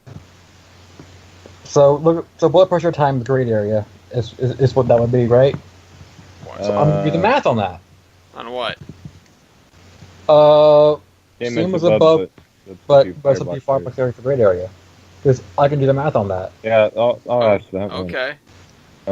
So I'm gonna Wait, give it where a go. Boiler pressure times grade area is, where is it? Boiler pressure. Wait. Robert Lehman sees power computation. Yeah, grade area times boiler pressure, and then same as above. Wait. Same as above, like substitute firebox area for grade. Oh, okay. Wait, did we not? He doesn't have firebox area though. Yeah, but it's Firebox area. yeah, but Just it plug in says grade firebox area. area on the competition. So I could, I could divide from that, right? I think I could. What? You don't. But you don't have You don't have firebox area. No, but like divide from the power computation. I don't think You don't that's how have. that You don't would have work. this information. Robert Lemos's power computation is Is blah, blah, blah. grade area times Is- boiler pressure. Yeah, grade area times boiler pressure. If you're But so they substituting, apparently if do you're it. substituting firebox area for grade area, you still need firebox area. You don't have that number. Shoot. Ooh. Heck. No wait. They apparently know it because the formula is. Wait. No, they don't, or else it would be listed in your stat sheet. Remember, we didn't have that one. Okay, I guess not. I can't do that. Okay. Man, I got nothing. I can't think of anything. Can you do the calculations for Power L1? All right, Ooh. let's just do the cheap ones and get it over with. Cheap? Number in class, because we did number built, we didn't do number in class. How about numbers? Oh, wait. Number in class. 125 is gonna be the same Yeah, thing, bro. it's gonna be the same Yeah. thing. Again, this is why this is one of the cheap ones. How many survive? That's a style point. No, it's in fact the style Stop. point. When And- did you two stop working? Ooh, good question. F2. Hold on with that. Let's get these two out of the way. We've got that one, and so Milky, you had 2. Dean, you had like 100 Yep. something. Yeah, like 125. And then the other one is, so you guys did, Dean, you had Robert Livingston's power computation, right? Yeah, you both had Robert I have Livingston's that. power computation. You don't have superheaters, so your same as above plus superheater percentage is going to be the same thing. So Dean wins that one too. All right, Oh, we have boy. 20 points. Dean, go to style points. Oh god. Honestly, I don't know too much about Tinker Bobbles, except that Ooh. she's adorable. Tinker Bubbles? Bubbles, yeah. Called Tinker Bubbles? Okay. I call her Tinker Tinker Bibby. Bubbles. Okay. Tinker Bibby. So the Uinta thing originally had a stat cap, which is just really stylish. Yeah, like It also had a cow catcher on both ends. Oh yeah. It's kind of cool. Wait, is there a picture of also that has- somewhere? Yeah, there's a picture of it on a flat car somewhere. Let me see if I can find it. The middle found driving axle's also blind. Yeah, for Morrow Nice. Castle. I bet you the middle driving Yeah. axle on both of the wheel sets of the Malays is also blind. Bob. Pallets. Yeah. Here's I believe the unit engine has an all-weather cap, if I'm not mistaken. No, it doesn't have a door. I mean, that's a way. Well, it does have a door. It does have a door, actually. Does it? On the side. I'm not seeing. That's sort of a way of putting it. Is there a door? Oh, there is a door. Well, Yeah. no, the back You is can open, so it's not all weather. Although look at it in the later years. The tank is boxed in. Oh yeah, they raised the tank. Later on, Yeah, it but gets there's no an all-weather door cap. now. No, there is. It's on the outside. Oh, that's Looks is like it that swings. swung It looks like all it the way swings open? out. They removed Yes. the railing Yeah, so they could mobile swing the to the door back all of the it. way open. Yeah. Yes. Why? What are It's you the into thing to Uinta. do? I've worked with these people for, well, third hand, I guess. They're drunks. Just don't They're question drunks. it. Yeah. They're drunk. They're all drunk. Yeah. They're the Railroad of Bernie. You're all drunk. Yeah. Okay. Well, the You're all Danish thing has drunk. a nice little Baconic regime stripe around the stack. That's the style The thing that stack. I like. I mean, when it Dean comes has to that, Wait, Dean's thing has a steering wheel in the front. yeah, steer in the front. yeah, Man, it's a stuff like that would be steering really wheel. helpful in the movies. That's Yeah, so just- you could get into the smoke box quicker to clean things out, which I think the Uinta engine just has a Master Mechanics front end, It looks like it which has this- means that the Danish thing is really nice. Oh yeah, yeah. Do you have? What is a Master Mechanics front end exactly? Picture a like a screen door Oh, and taped you've got over the flue. you've got to like the. There's no- The front end is basically just wide open except for an angled screen and the petticoat. Yeah. There's no, like most modern American engines have a cyclone front end where there's baffles Hmm. that kind of, all the air goes through the baffles and go into a cyclone type motion, which smashes a lot of the cinders before they go out the stack. So it's internal spark arresting. Oh, okay. It also cleans itself. Cool. Master Mechanics front ends don't really work that well with arresting sparks, and also need to be cleaned out every year, which reminds me we're going to have to do that with 346 sometime soon. Yeah. So both of these, I would imagine, have some variant of a Master Mechanics front end because they're so old and so small and simple. The Danish engine, it's just easier to get in there and clean it because you don't have to unbolt a bunch of dogs to get in. Okay. Oh yeah. Fair. Yeah. I see what you mean. Additionally, the Danish thing has a mechanical lubricator, which the Uinta engines did not. They were old enough, everything was done via a hydrostatic, Interesting. which is more of a pain. Is more of a pain. It is more of a pain. The Danish engine, however, has a slide valve that is at a slight inclination. You can see the balance stem cap coming off the front of it. Yep. It's canted back somewhat, which there's absolutely no point to, except it makes the oil run to the back and it won't lubricate properly, Which is dumb. which is dumb. Oh boy. Don't look at me. Well, I it's didn't make the engine. 1414. Hey, Dean, do you have a trains model? I might actually. I don't know. That's a good question. I know for a fact I do. So, if Milky hasn't got a point for it directly yet, Yep. trailing truck. Yeah. A point for having a trailing truck. It's a better ride, man. Yeah, but You gotta give that comfy ride with your soup in comfy Okay. soup. Also, oh, you know what the stat I could have done? It would have the given Uinta Dean another engine point. has electricity. It has electric. What? Yeah. Oh wait, the Danish It has thing doesn't electric- have a dynamo. It doesn't have a headlight. Oh, that's true. I was gonna bring that up, but you know. Ah, shit. I mean, mine. No, I think that mine does have power. Cause Yeah, but you don't have a headlight. I can find it with headlights. Hold on. Oh boy. Are they lamps? The lamp. They Also, were Lamp. electric. I'm for pretty sure. for all appearances, Lamp. only one of these locomotives has any sand. Yeah. Yeah. Just trying I to got get. sand. I You need you need sand to get up back. What is to it? What pass. is it with the Danes and not having sand? Why do you not? do Because- sand? Because it's flat up there. I don't Yeah. know. Down there, you mean? Down there, yeah, below sea level. Oh. Oh. Uh oh. What? Interesting thing, actually. I What? just now noticed this. Engine's so cute. Did the Tinker Bong or whatever get a point for the wheel on the front making it easier to open? Yeah. We talked about The that. Uinta engine has one too. Is it just hidden behind the number plate? It is. Look It's at more the of a front ladder. car picture. You can see it. It has a little clock face handle. Oh goodness! I did not notice that. Oh, Wow. Okay, so look at that.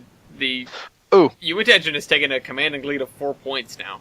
It's 13-17. Other one. The Uinta engine also has it has Janny couplers, which honestly shouldn't be a point for it, but the Danish thing just has screw links, which we've Yeah. established are dumb.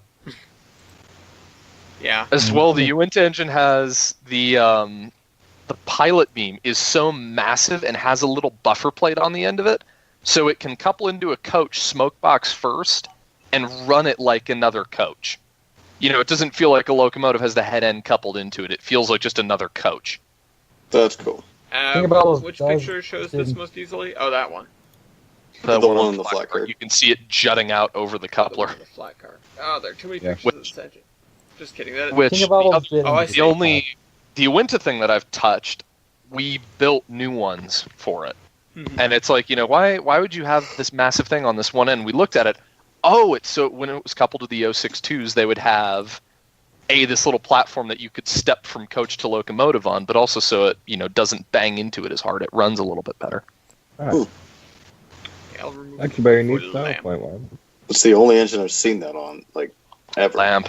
That was a Uinta thing, specifically these two thing. Yeah. Yeah, because you'd be I need running to- just this engine at a combine. I gotta Basically. build. We have a combine like that in Gmod. I need to build. It's I literally need to build 20 and it's 21. literally all these were for, because you can't do anything else with them.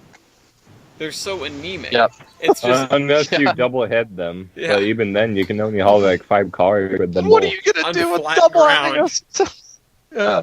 yeah. You get it's there's the I have the stat sheet somewhere. Hold on, let me see if I can pull this up real quick. Dean, you have more style points to exploit that you haven't done, or at least one, I at mean, least two. I know that I've got air brakes. Buffers. So does the Uinta thing. Does Monkey's thing have air brakes? Yes. I don't. Does it have a single Better stage or for cross air brakes. compound? I'd imagine it just has a single stage pump. Looks like they both have Same. single stages. I might just have the one single stage though. Let's see if I can find this darn image. I mean, I've got a bell, which is something. I have a bell too. So that's, On the note not of safe. things that make noises, I've blown 20's whistle. We keep it on 346 a lot of the time, and it sounds really, really pretty. This Danish thing, I'd imagine the whistle makes your ears bleed. Yeah. I would imagine that too. Yes. Just looking at it in the picture, that looks painful to hear. Okay, hold It looks on. painful to hear. We've got tonnage ratings over Baxter Pass. Engines 50 and 51 each can hold 90 tons in the difficult direction from Atchee to Baxter Pass. Oh, boy. Engines 2, 3, and 5, which were the Shays, could each haul 60 tons. They would normally double head the Shays if they were running a train. Engines 20 and 21 can each haul 35 tons. It's actually not terrible. It's terrible. You're not going to do a lot with it. No, but half the Shays, that's not bad Yeah, true. for what they are. Yeah. Well, that's why they have such tiny wheels. Yeah, that's westbound. Eastbound, you could get 50 tons out of them. Because you only had a 5.5% grade for several miles instead of a 7% grade for several miles. Or 7.5. Only 5.5%. Only. I'm just picturing one of these things on its knees. Bop, bop, bop, bop, Yeah. bop. Just Yeah. trying its It's one of damnedest those to get those up the things hill. where you need to get a run up for the hill. You get a run up or you don't make it. And I'm gonna show an image of Morro Castle, which was this toughest and steepest part of Baxter Pass for everyone to see here. Everyone watching the show. Alright, so I feel bad if Dean misses out on these, so I'll do this. Dean actually survives. Yes, I do. Oh, that's We already true. did that.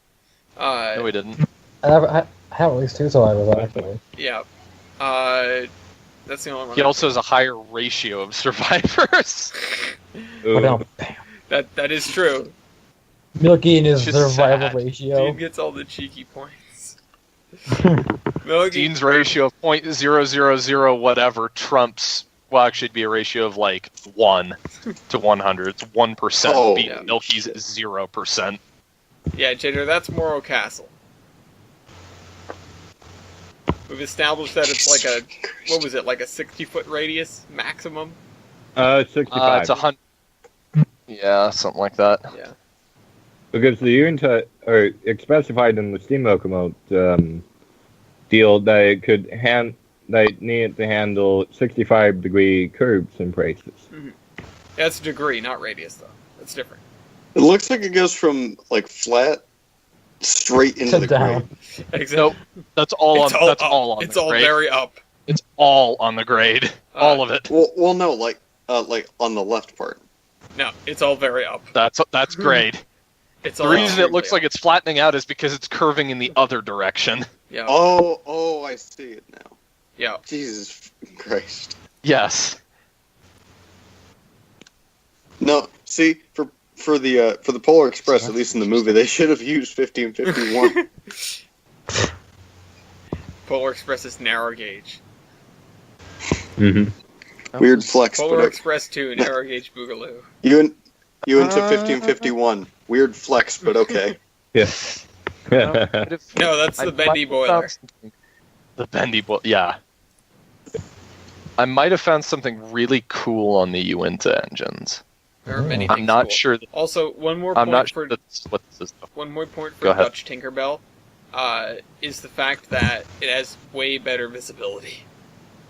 Yeah. Yeah, that's You fair. can see out of it. Yeah, that's fair. To be fair, though, your head's probably hitting the ceiling in 21. Dutch Tinkerbell, You're Dutch like Bible Cat. Tinkerbell. They swung the cab door all the way out just so they have a little bit more room in there. Imagining it like a clown car. Although, if we fit 4 people in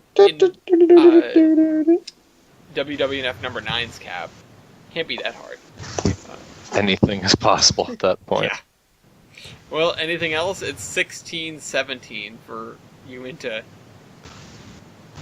I don't know. Nah, Happy we're calling it there. I think that's about it. There's some that I could do, but I thought I was calling it. All right. them are just beating the Dutch thing further into the ground.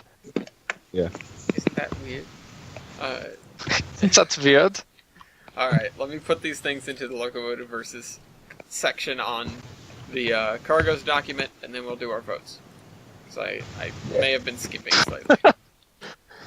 What? Oh, nothing. This week on Locomotive versus Chief Atchie's Kettle versus Trick Van Dyke. Trick. Oh, God. Chief Atchie's kettle.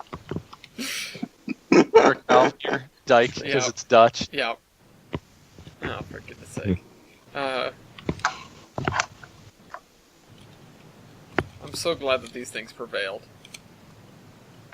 Yeah. Yeah, All I need two to of build. them. I need to build Barely. 20 Gary's Mod Sort of. 2021. They're so cute. Yeah, barely. So they were it's the a same narrow engine, gauge or- engine versus a standard gauge engine. That's like Yeah, Troy and 21 He's were the younger. same. Okay. okay. So let's take our votes. I'm gonna vote for 20 and That's- 21 because do I really have an option? No, I don't. Yeah, I vote for 20 and 21 too. They're No. You adorable. drunk Atchie bastards. Of course you get my vote. I Excellent. love you idiots. Also, it would have been 17-15 if the Dutch thing didn't get the Baconic point for the red and white stripe. Yeah, I know. I was doing the You were gonna sushi protest. debate. Yeah, but I decided not to for the sake of. I mean, Yeah. you got one for the stat cap. Yeah, that's true. Oh goodness. It is style. Whether or not it's ugly, it's something that is stylish. Yeah, like an engine gets points for having streamlining or for Stripe, fancy pinstripe work, or elephant colorful ears. paint, or elephant ears. Yeah, that's true. All right. Anyway, let's move on. Though. Let's talk about the news, and we have plenty of it. Now, before we get into really anything else interesting, I'm going to talk about my news jurisdiction because I finally bit the bullet and made this my jurisdiction after always calling the news on it and wanting to report on it. So, Brightline hit someone and threw them into a canal where they drowned. So that was the first thing that happened, although it was originally reported as they struck them and sent the body into the canal, and then later it was reported as they got thrown into the canal and then drowned.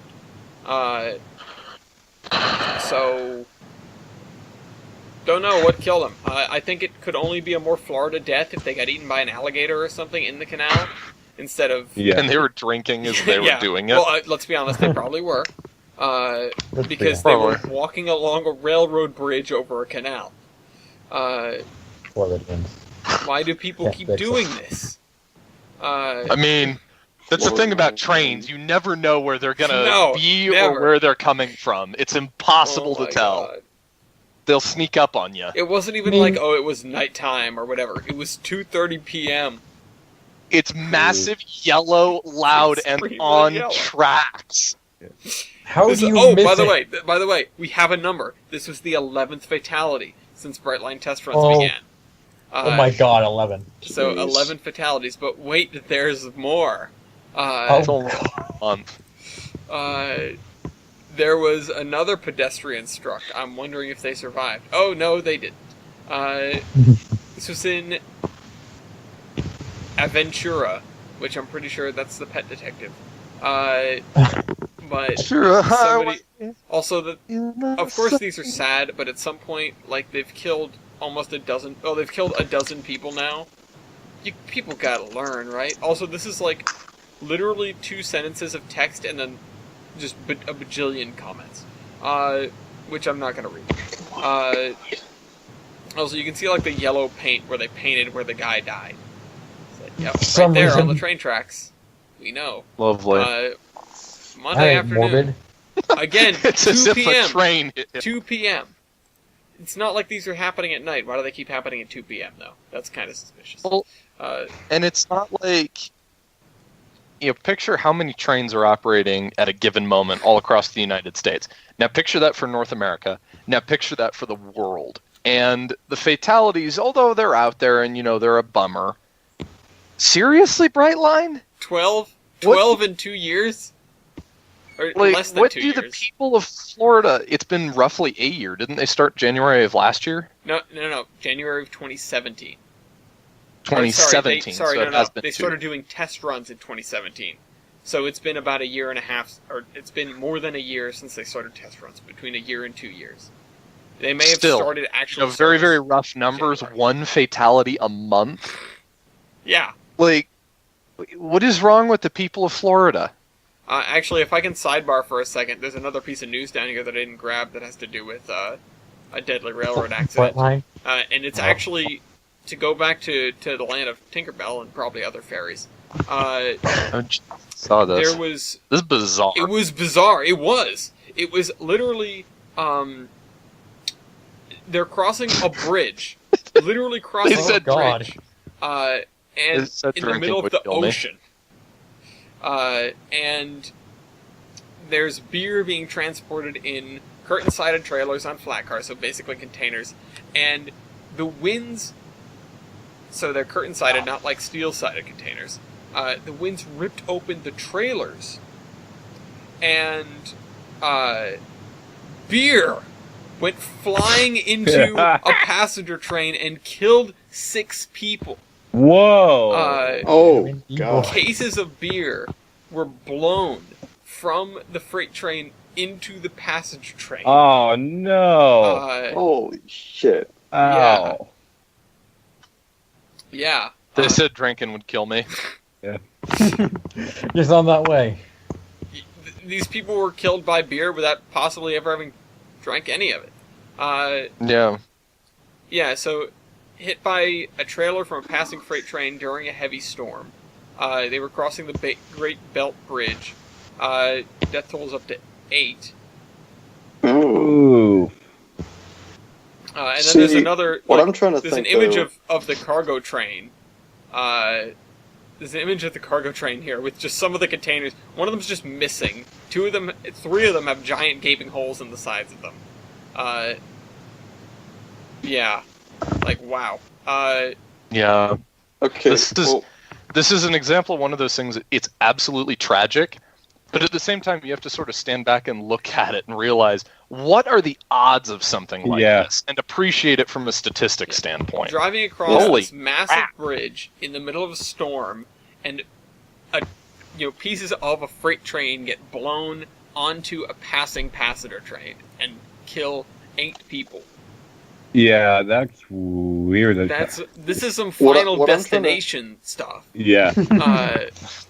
Yes. These people cheated death somehow, and now death came and got them. What I get through my head is like you think that like the train control or something would know, okay, there's heavy winds, there's a risk of Yeah, but what do you stuff do? blowing around. What do you do at that It- point? You just hold one. You hold one of the train. You just only have one train that can. I guess. If you're train. Again, though, what are the odds of something like this happening? This This causeway isn't has something that been, happens. they've been doing this operation for how many years? I This is one of the discussions we could go into, honestly, about every time there's an accident. Like this sprung up some with 844 hitting the pedestrian this last summer, or Yeah. last year, I suppose. There are accidents happen, and it's a cliche, but there's a reason that it's a cliche of no matter how many procedures or rules or safety measures you have in place, You can't people fix will one in still a step million in front chance. of bright line trains. yeah, 1 out of a million times, a 1 in a million chance comes true. Yep. And you can't legislate your way around that. Should they really change anything about Well, I this? think what they should do is ban beer. Yeah. Yes, of course, they should Pull ban this beer. in. I mean, do they really need to mess with the timetable or anything? Well, Because no, the other thing is, what is the likelihood of this happening again? the other thing is, I- this bridge has been open about 20 years. It opened in 1998. Oh. It replaced train ferries that had connected the islands, and it is, it did get closed for storm winds. It does get closed for storm winds, but at this point in time, it's, it seems apparent to me that, either when the trains left, the winds weren't strong enough to shutter the route, or, whatever. Or they didn't anticipate how strong they were going to be out there on the bridge, or something like that. It's not like they do Right. send freight trains out there in gale force winds typically. Right. But yeah, this is a 1 in a million shot where everything So- lined up in the yeah, worst so way. bizarre. Yeah. Can't sail a ship through the storm. You want to try and sail a train? Sail a train. Anyway, but even if you don't live in that area of Florida, don't worry, Brightline is coming to you. If Oh, you no. are in Lock your doors and hide your children. Keep them off the Brightline track. is going to begin its construction to Orlando in March, while it undergoes its rebranding as Virgin Trains, and yeah. So they originally wanted the construction to start in 2018, but there were a few things that stood in the way, as we talked about: lawsuits, them wanting to delay it to sell more bonds, and they want to get this on the road by March. So ideally, they're looking at getting an Orlando train station built and served by late 2021 or early 2022. So I'm figuring 2025-ish.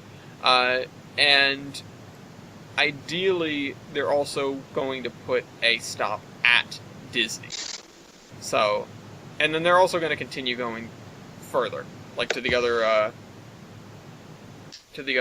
Tampa. coast. Yeah. Coast So- to coast. And they want to go to Tampa. And Aren't they trying to get a thing like out near Vegas? yeah, that Or did that already go No, through? this is Virgin Trains. Virgin Trains does want to, or has purchased a company. I think it's Express West or something like that, which is going to Yeah. be running service from Las Vegas to Los Angeles, and that's on existing track and stuff like that. It's not anything crazy. It's something that they want to do, but this is all talking about the new stations that they want to add. Again, like Orlando International Airport and Tampa and etc. So you can read all about it. There's a lot to get into right now, but we're going to hear about it in stages probably over the next several years.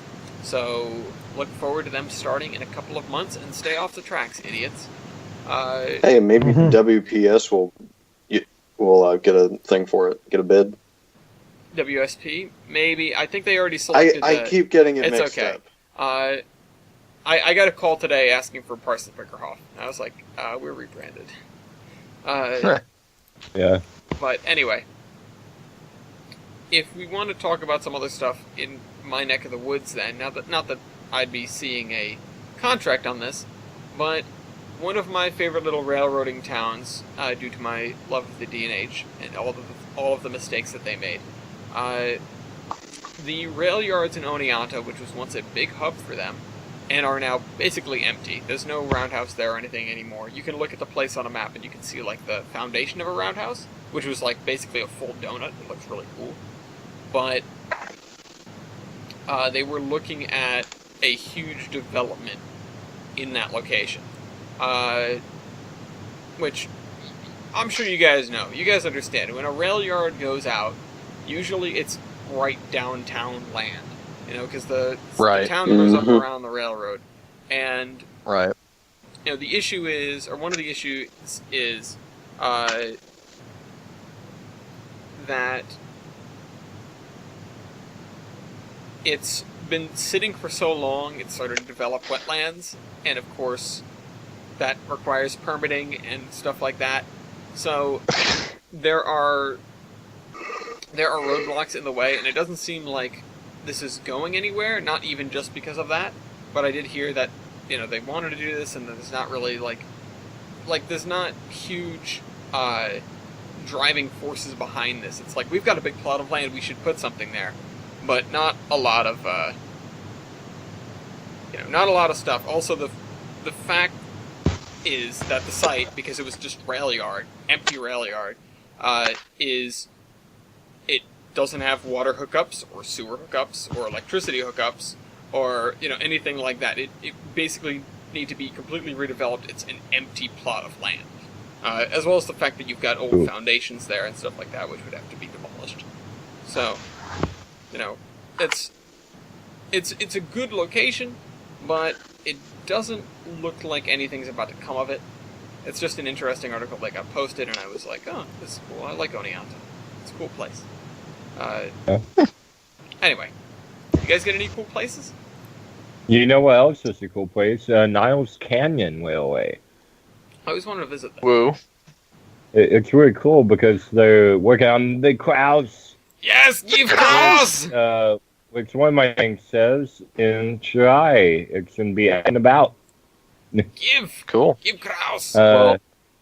Speak of things that are both German and cool, or rather, really, really cold, actually. Oh, no. The Germans had a train get stuck. Like, really should have used a Kraus. Stuck.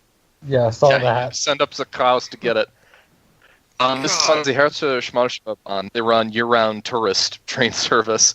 The story, as I've been able to gather with this one, is the train went into a dish loaded with passengers, like they went downgrade, and before they could get back upgrade, they slipped to a stop in a snowstorm and couldn't back up because they were at the bottom of a dish and they'd have to go upgrade to get out otherwise. So they sent up a rescue train, evac the passengers, and left it overnight. Mm-hmm. And as the picture shows, or Ellis, are you putting the picture up? I'll show the picture, but you can look at this article in the cargoes if you want to read the whole text yourself. Yeah, the snow is above the windows of the coaches. Yeah. It looks like something out of 1952. It does. Yeah. The other one is there's video on one of these sites of them actually recovering the locomotive, and they take out gas torches, weed burners, coal fires, and everything, and are dropping the rods off of it. They take the wrist pin out of the motion at one point, and the crosshead has shrunk so much from the cold that the main rod doesn't fall out. I'm getting white fast. It's just suspended there in midair, and they have to get a hammer and beat it down out of the crosshead. Do you have the picture of what was it, like the eccentric road or something just snapped in half? That was on a different one. Same railroad. Same railroad. Man, they were really having a bad time. Yeah. That was the main rod. That was the main rod that broke. That's worse than origami valve gear. Yeah. Yeah. Well, no. You have to replace all the motion anyway. I'd rather just replace the main rod. You know what to do if you're having a bad time? Especially on the train. Knit. Oh. Knit. There's a woman who is recording her commuter train delays by knitting them on a scarf, which is my favorite thing for no reason. I want so one of good. these. I want just more data like this. The thing that makes me happy is the data, and but the fact that she knitted it into a scarf just every day, just Do what you do. every day sitting on the train, doing whatever. So it's dark gray for up to 5 minutes late, light pink for 5 to 30 minutes late, and bright red for more than 30 minutes late one way. Each row corresponds to one commute, with 2 rows being 1 day. And Wow. so she's knitted this scarf,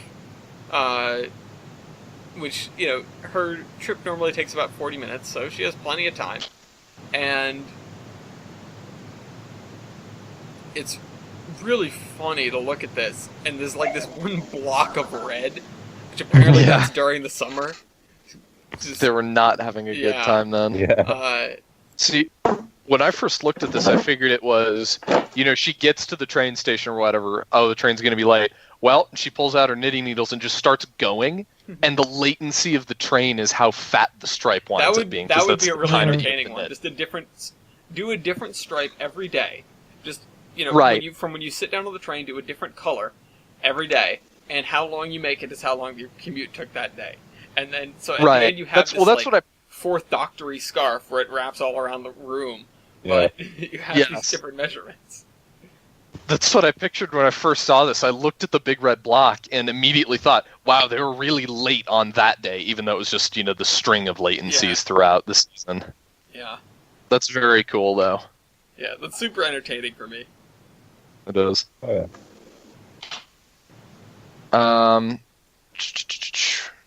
I'm not actually sure what this are. Oh, this is the photographer's thing that Graham wants to do. Oh, you want to talk about it then, Speaking since you? I suppose so. Why not? The DNS has announced a couple of photo charters for the winter. They have the Winter Photographers Special, which includes Galloping Goose, I'm assuming 5 on the 15th of February. That's in 1 month from today. 18 is doing a photo shoot both on the line to Cascade Canyon and at night in the yard. That's the 16th of February.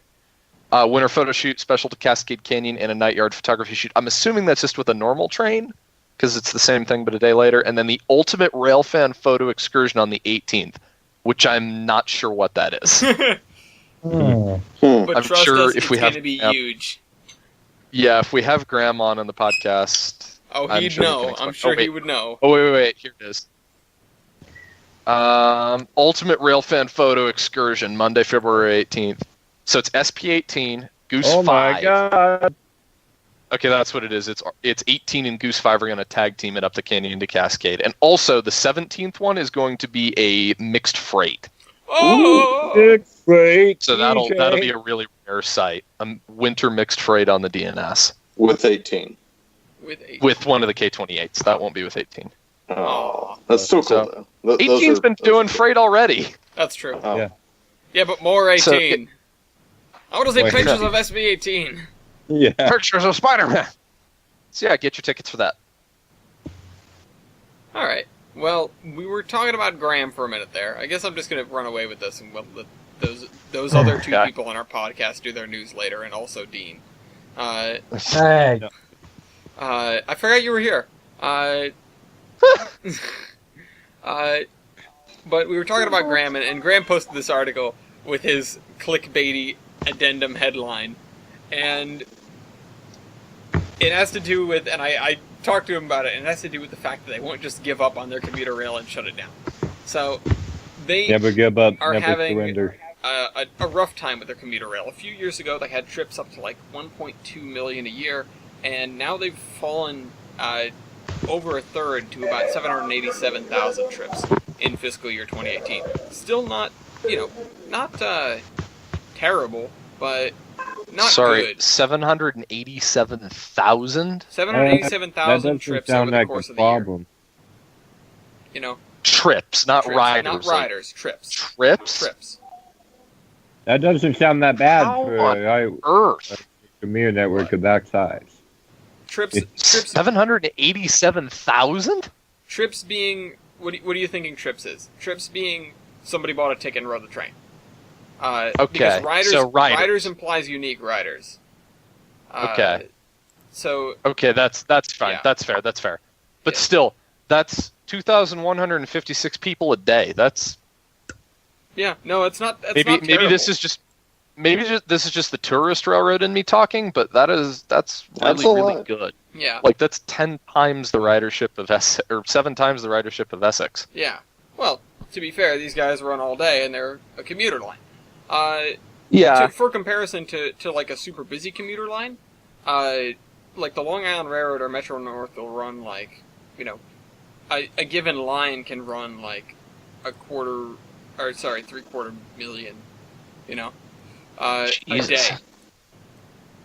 Well, yeah, That's, again, that's, that's how, New that's how York much. City. That's how much one of those companies moves. But anyway, It's really not that bad. yeah, no, but this isn't that bad. But the fact is that it's fallen over a third since, in the past decade or so, and that's Something not great. trend line. They're looking at the other stations and seeing that some of the new ones they've opened haven't really boosted ridership at all, and so that means they kind of want to curtail their opening of new stations. That does not mean they want to close Rail Runner. Yeah. That's not a good idea. Stopping expansion does not equal closed railroad. Well, and the fact of the matter is, if people are using it, which clearly plenty of people are using it, it's not a good idea to close the service. Even in general, it's not a good idea to close the service. Because when you provide an option like this, for many people it's easy to overlook how expensive owning something as simple as owning a car is. And if you have the option to do this, to take the train, to take public transit, it really opens your options if you are, especially if you're someone of lower income, or, or if you just don't want to deal with traffic. The other thing is that, they mentioned that they need to make it more competitive. They need to make the times more competitive with the highway, and that's probably true. I don't know, I haven't clocked the thing. But based on the limited schedule that I looked at, maybe like a year ago when I was out on the half a year ago, last summer, when Madison and I were out on the Amtrak, I looked at their schedule very briefly because I was curious, and it does seem to take a while for them to get anywhere. But that's something that they should work on, not give up because of. And,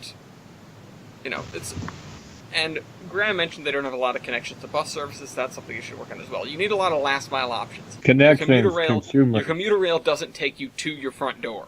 And, that's, there's a senator that says, I'm not sure anything is going to increase ridership unless we have an increase in population. Somebody else points out that it links generally, the ridership generally links to gas prices, which makes sense. Yeah. If gas gets more expensive, people ride the train more often. And,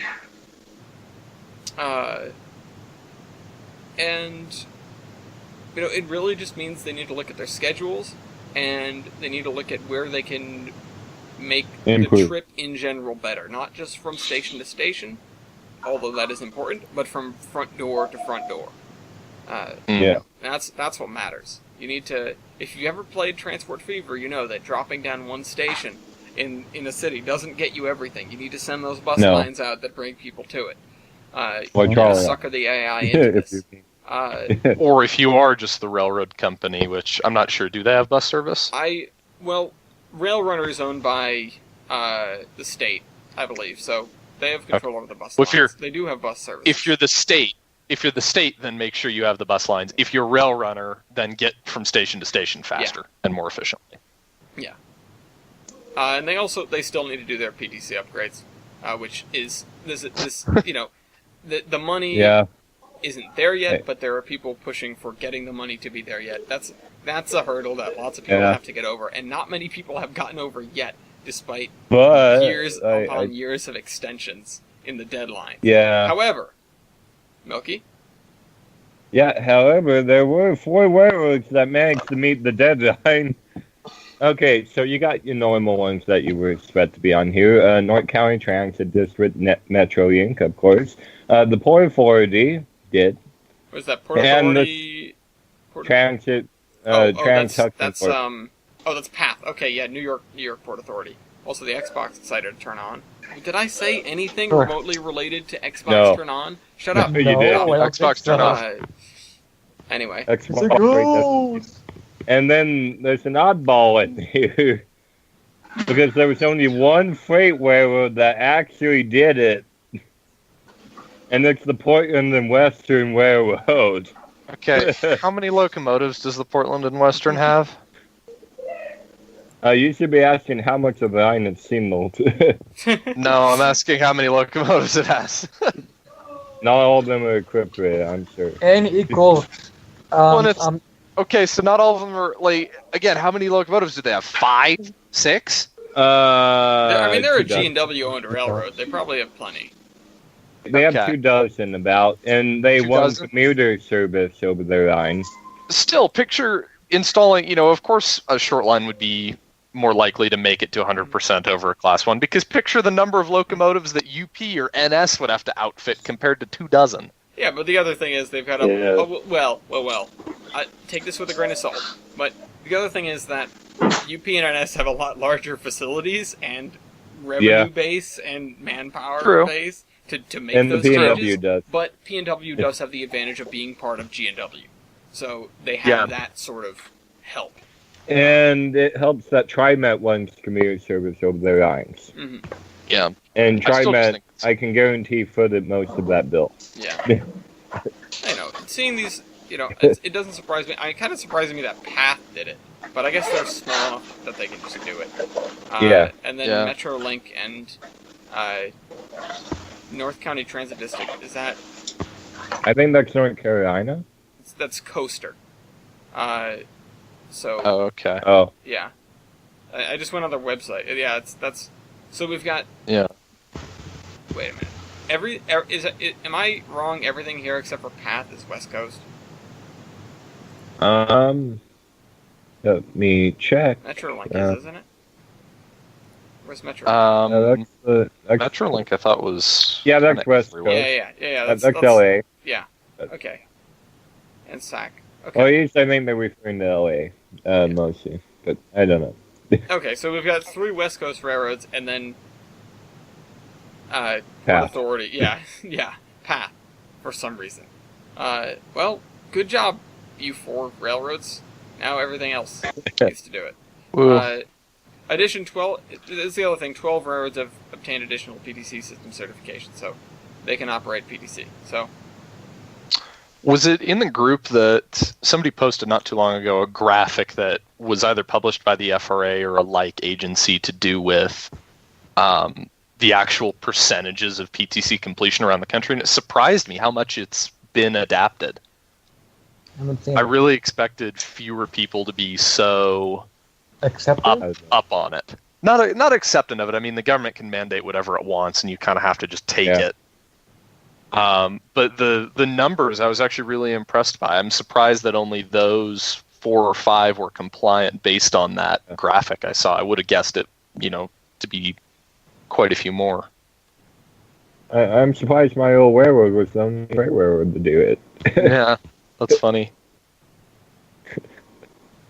Where Erm, can I go from? let's Trying to look at this I wanna think. talk about. Quick one, I guess. The Winter Park Ski Train is coming back. It's been back for a couple Woohoo! weeks now. I think it's running on the 11th, or no, the 5th. Yep, and you can see it on the Amtracker, and it was wicked late Can the other you? day. Yes, Really? yes, it was like That's 3 funny. hours late. Ooh, Yeah. coming back or going up? Going up. It and Ooh. it and 5 were stuck at some siding just before the tunnel. Ooh. Probably Leiden. You know what? If I look, I know which one it was. I just need to look on the map. They're at Crescent. Oh, okay. So they're further along. Yeah. So they were. They get stuck at I Crescent. don't know. Presumably they were waiting for something. They were there Yeah, for a I'm just couple of trying- hours. That's weird. Huh, bummer. Anyway, Bummer. I think the fare's the same as last year. It'll run weekends through the end of March. And the big news for this year is they have a lounge car. Woohoo! And Yay. more importantly, they have booze in the lounge car. Yeah. Because what better to do before you go skiing than get drunk? No, it's coming back from skiing that you get drunk. You get off the slopes, get on the train, sit down, Get hammered. and just start hammering. Yeah. Because you've got, what, like an hour and a half to a 2-hour ride down to Denver. So just hang out, man. Chill. Yeah. Whatever. In the Rio Grande days, they would have had alcohol. The passengers wouldn't have had any. Yeah. Good enough for the Grand. Yeah. Dangerous and Rapidly Growing Worse is a great band name. Just saying. It is, actually. I was talking to, on the note of booze real quick, there's more of an anecdote than that actual news. I was talking to a fellow at the museum, we call him Shine, and he's from way back in the day around Chicago telling me about one of the Illinois Central commuter services and how there were two things that were prohibited in all coaches on, all the passenger trains. That being, or three things, sorry. Those being drinking, smoking, and gambling. Which, at the end of the workday, all the businessmen wanted to do was get on the train and drink, smoke, and hang out, which, play cards, gamble, whatever. So this is banned in all the coaches. And he was describing to me the scene of makeshift tables that appeared in the baggage cars of these trains going home. And people just, drinking and smoking and gambling in the baggage cars because that was. Wow. Booze finds a way. It's like Dunkie's Law. Finds a way. It's Drunkie's Law. Drunkie's Law. Well, we have a name for this podcast. Damn it! I was kind of hoping it'd be Dutch Tinkerbell, but still. You didn't now. push Dutch Tinkerbell enough. I just put that in there as a snide joke. Oh, that was you! No, it wasn't me. I don't know what you're talking Don't about. lie. Anyway, all right. What I else? know what I else? won't die about. I really like the progress on White Pass 61. It's really coming together. Wait, past 61 did in fact get some progress. Let's stop. Stop these engine. Cool. Got I fly like cranks it. that look like they're off the Titanic and tires that are brand new. They look like they're off. It's kind of the bizarre Titanic. looking. Yeah, I really do. At 'em. Skagway River does that to stuff. They were only underwater for how many years? I think it got pulled up in '88. Yeah, that's when Robert Ballard went down there. Yeah. His name is James Cameron. And they've been also doing stuff for the door seat for the engine. So that's cool. Door sheet. They're making good progress on their... It's amazing that Stothy does all this. Along Did with they what he play does. on White Pass? Well, this I wouldn't say White Pass.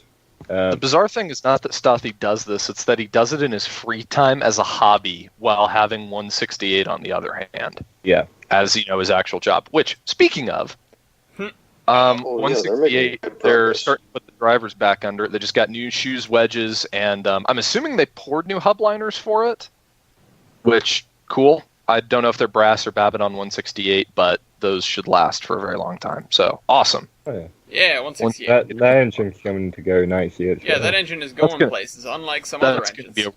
be Yeah. Well, there's another small Rio Grande engine that isn't really going anywhere. To make up for it, its crew is going somewhere. Yeah, out! Yeah. Out that door. the headline Jail! Yeah, the headline here from the Standard Examiners: amid legal tangles, volunteers restoring historic locomotive, that being Denver Grand Western C16 number 223, are kicked out of Union Station shops. O'Chillies would know this one a little bit better than I would, just because I'm not He's real. involved. Well, he used to well, hate I'm not- 223, so... He's just more local. He knows more about the situation, how it's actually laid out.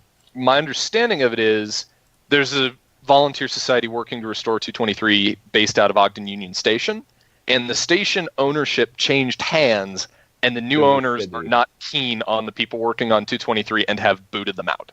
Yeah, because the 223 ostensibly belongs to the people who own the station. That's the legal dispute. And it's the city that owns Yeah. the station now. Which, And there's a big... really, what problem does the city have with them working on it? Yeah, well, I don't that's the know. question. Ogden has a big stick up somewhere. Speak softly and... Yeah. Speak carry a softly and carry a big That said, stick. 223 wasn't going anywhere fast to begin with. They've been restoring it since I think the early 90s. Sorry, 1992. 92. They've been restoring it almost as long as 3713 has been being restored. Yes. And 21 over in Astoria. Since dinosaurs walked the earth. Yeah, it's not going anywhere. Well, these So- days, But they have made progress with it. Good luck to them with that. If they do get booted out permanently and Ogden doesn't want to see 16, let's hope it comes here. Yeah, let's hope it goes to I wanna somebody see it. that'll fix it. Yeah, completely selfishly, I want to see it come home. Just to Colorado. Any of us can have it, but I want to see it come home. It doesn't belong in Utah. Yeah, but what if it goes to Como? Except in Burn it. Como. It doesn't belong, it doesn't belong in Como. Como either. Como is like Colorado confirmed. It doesn't belong in Como either. I meant like the cats at the DNS or the museum or anywhere but Como. Well, let's say the crippled creeper that's 2 foot. The loop. Yeah. What does it? I'm trying to think of where it actually would belong. I suppose really just those three: the DNS, the cats, or the museum. Yeah. Or else run. Or I suppose like DRHS with 315. That'd be a good home for it. Yeah. They'd have a second engine. That'd be kind of cool. If Regardless. Softy wants to play another end, Yeah. you can do that too.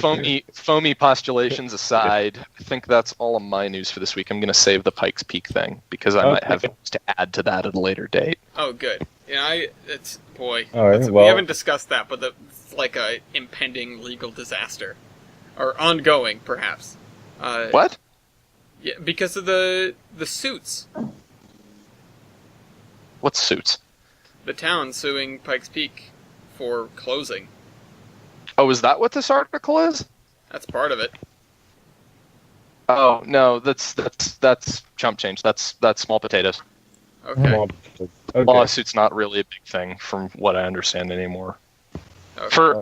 For the viewers, because I guess we're going to touch on this now. The Manitou and Pikes Peak has announced they're going to reopen sometime in 2021, hopefully. Hey.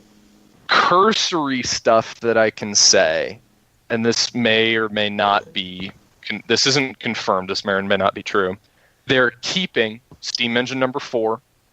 They're having it redone to be compatible with the new rack system, and they're getting some new equipment as well as new track. Cool. Okay. So good stuff for them. I don't know what's going to happen to the rest of the equipment, though. Good old stuff. Yeah. Well, they have those weird red things.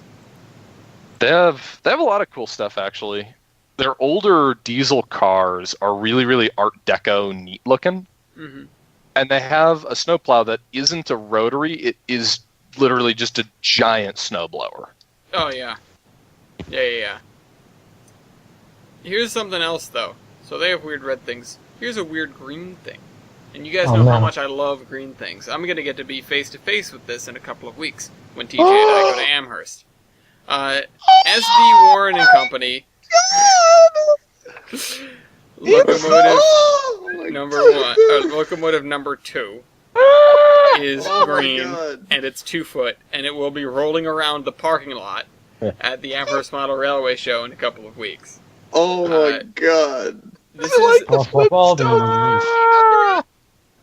is the thing that when TJ and I were spending the entire day at the WWNF, just about every single employee came up to us when we were having a conversation with them. They were like, "Hey, you should go to Booth Bay and see this thing because it started running today."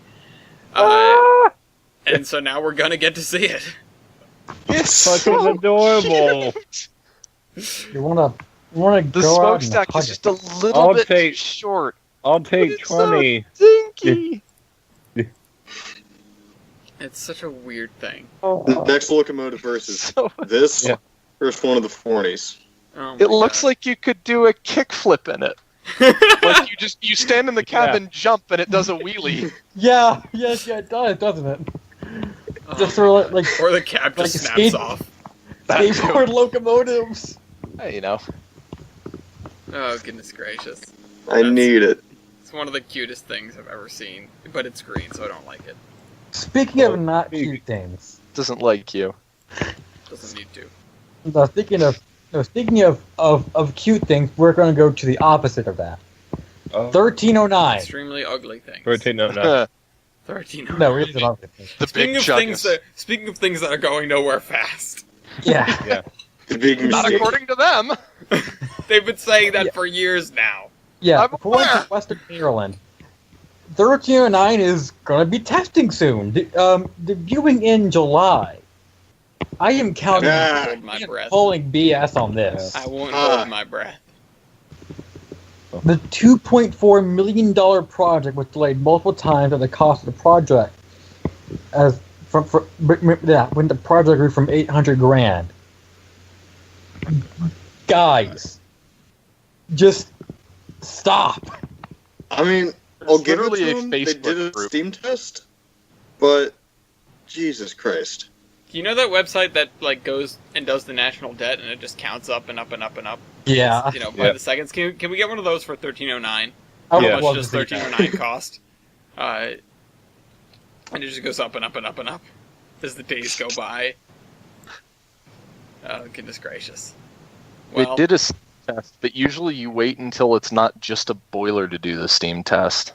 yeah. Well, And I do mean just well, that's not fair. It had a trailing truck too. it had a That's it, trailing though. truck. It had a trailing truck, so it was not just a Well, boiler. would you like a trailing truck, a pilot truck, and 8 drive wheels, and an extremely fat firebox, all made of Lego? Does it get an Both inside like- and an outside? It does, in fact, have an inside and an outside. Does it have spimsy whimsies? I'm Yes, listening. Whimsy. it does. And it possibly has a square spot with a glossy surface until you fire it for the first time. Then there are no more glossy surfaces to be found. Anyway, that's right. If you want to have your very own Reading T-1 and build it yourself, except it is the size of Lego minifigures, then you can have it. This is pretty cool. Yeah, you can now buy the plans, I believe, for Right as a set, pretty quick. Reading T-1. Is it a set or is it just plans? It's going to be a set. Awesome. See, I haven't touched Legos in years, but I want this. Same. Yeah. No, It's great. no, you won't, Jader, because they mentioned in the article, I was reading through this, it's going to cost slightly more than their S160 model, which is a kit available through Brickmania. Oh. And How much was that cost, wait for it, with shipping, $900. Holy Oh cow. Why my does it cost God, you could buy, $900? like, Because Legos are Because expensive. Legos are really freaking expensive, and Jader can attest to this. You know, both of us have done some L-gauge stuff. These engines are really, really complicated in the way that they're built. The boilers in particular. And the Yep. motorization components, the lighting components. I've seen guys You do could buy- CC and sound and RC. Like, That's these cool as these can shit, be but these are really cool models, but man, are they complicated. you can Hey. buy brass for that much. Yeah. Hell, But you the could buy thing like is, 2 brass the thing is, engines. if you crash a Lego model, You can put it's it back together. awesome. It is Yeah. awesome. If you crash your Put it back together. If you crash your brass model, not so awesome. Yeah, you Yeah, won't it's die. awesome, and you broke it. Nice. Yeah.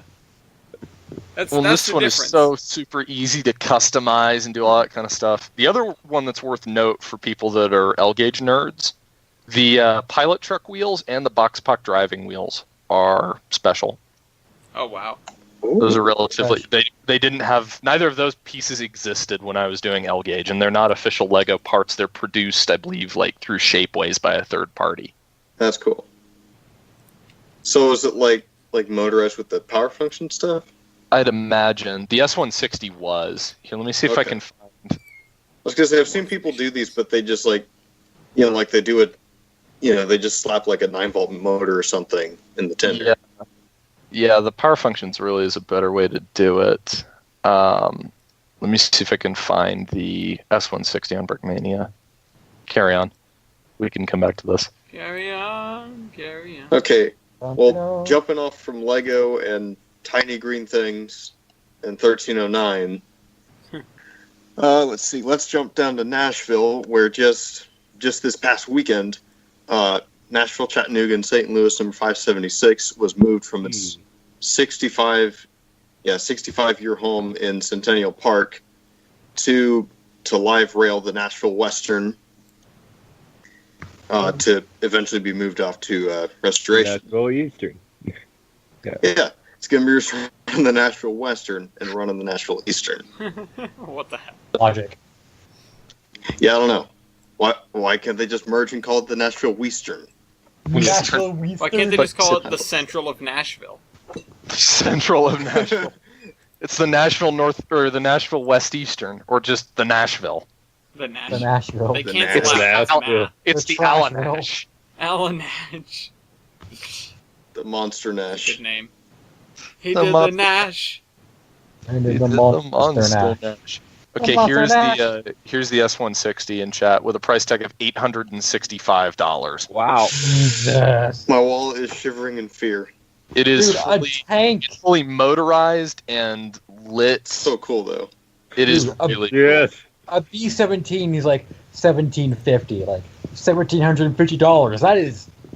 Wow. See, I didn't even realize that Legos were like I knew they were expensive, but oh my god. Well, again, you gotta guess this is a 12,000 piece set. That's the 12,000. oh, Sorry, not 12,000, 1,200, I was gonna say 1,200. 12,000. Okay, Sorry, good. it's not 12,000, not 12,000. Dude, For- if it was Still, though. 12,000, it'd be like half the size of a Still, little thing. That'd be the Wibbit count version. Yeah, no, it's sorry, 1,200 pieces at that's just under $1 a piece. Mm-mm. For some pieces, that's a ripoff. Other pieces, that's not actually that bad. Especially Guys. like probably like the train wheels and stuff. Yeah, On well, this and the motor website, components, the lights. Yeah. you can get a Sherman kit for like for $90, and then you can add the Calliope rack for $75. That's My pretty other- cool. The other one I love about the new Sherman that they're offering, the $90 one, Mm-hmm. it's smaller than their other Shermans because it's designed to fit on a flat car kit that they sell to pull behind the S160. Oh my god. They have Let's see, Japanese tanks skill- too. See, skill level impossible. Yeah. Impossible! It's kind of funny. It's That's a what Vostok I've never one. got. It's Legos and there's instructions. How is the skill level impossible? To design it, maybe, but Ooh, this is an To build Italian it, torpedo boat. Yeah. you said Anyway, to jump back. Anyway, for to 1750. let's see. To okay, I'm going to jump back to the 576. The move went. The move was emotional for some, and it went from what I understand as flawlessly as you could get with something like this. Yeah. Yeah, Cool. I thought the Didn't drop it, 576 so that's was pretty good. was not a Northern. You're probably I thought- thinking the 578. I think I was thinking the 587, Bruh. but Bruh. like, what is this engine? It's A northern. Been in a a big It's Northern, a- nicknamed the Stripe. Yeah, it's a obscure Stripe. northern. Yeah, it's called. It's Why called, is it called the Stripe. Stripe? Oh, gee, I wonder. I can see why. It's It just has kind a of a stripe. bizarre name. This is kind of a bizarre Yeah, name for a locomotive. Right. Yeah. The Northerns that I have on the Albany and Western are based off of that. That said, it's Ah. Skookum. Skookum is a 12-wheeled meme generator. Yes, that's accurate. It's something we should all aspire to be. Yeah. But, Skookum. okay, let's We see. should aspire to be a Sort of Skookum. Jumping I back can do to, that with Mikado. See, yeah. Jumping back to LSU mentioned 587. Well, Kentucky Steam just today, sort of breaking news. They released sort of a draft of their whole site, which includes the restoration shop, a plaza and a little campground for community events, several display tracks. Like pretty much restoration shop and a nice big community space. So it's a double win for the city of Ravenna. That's really cool. Yeah. Well, triple win if you say, it's good for the railroaders, good for the community, and good for people that want an education because they're going to do sort of a trade school. They're going to do sort of a trade school within it with welding, pipe fitting, and that sort of thing. Oh, really? That's cool. That's actually a great use of that. Mhm. Come and play on our engine and work on things on our I engine. wish we could. I wish we were Yeah. smart enough to do that. Age Same. of Steam. Take the hint. Age of memes. Or take the L. You Anyway, know what? Cuyahoga well, Thomas is taking the L. Thomas sort does of. take the L. Yeah. Thomas also Yeah. takes the D. Yeah. YTP. He only wanted a piece of Percy's sweet YTP ass. Thomas fucking does.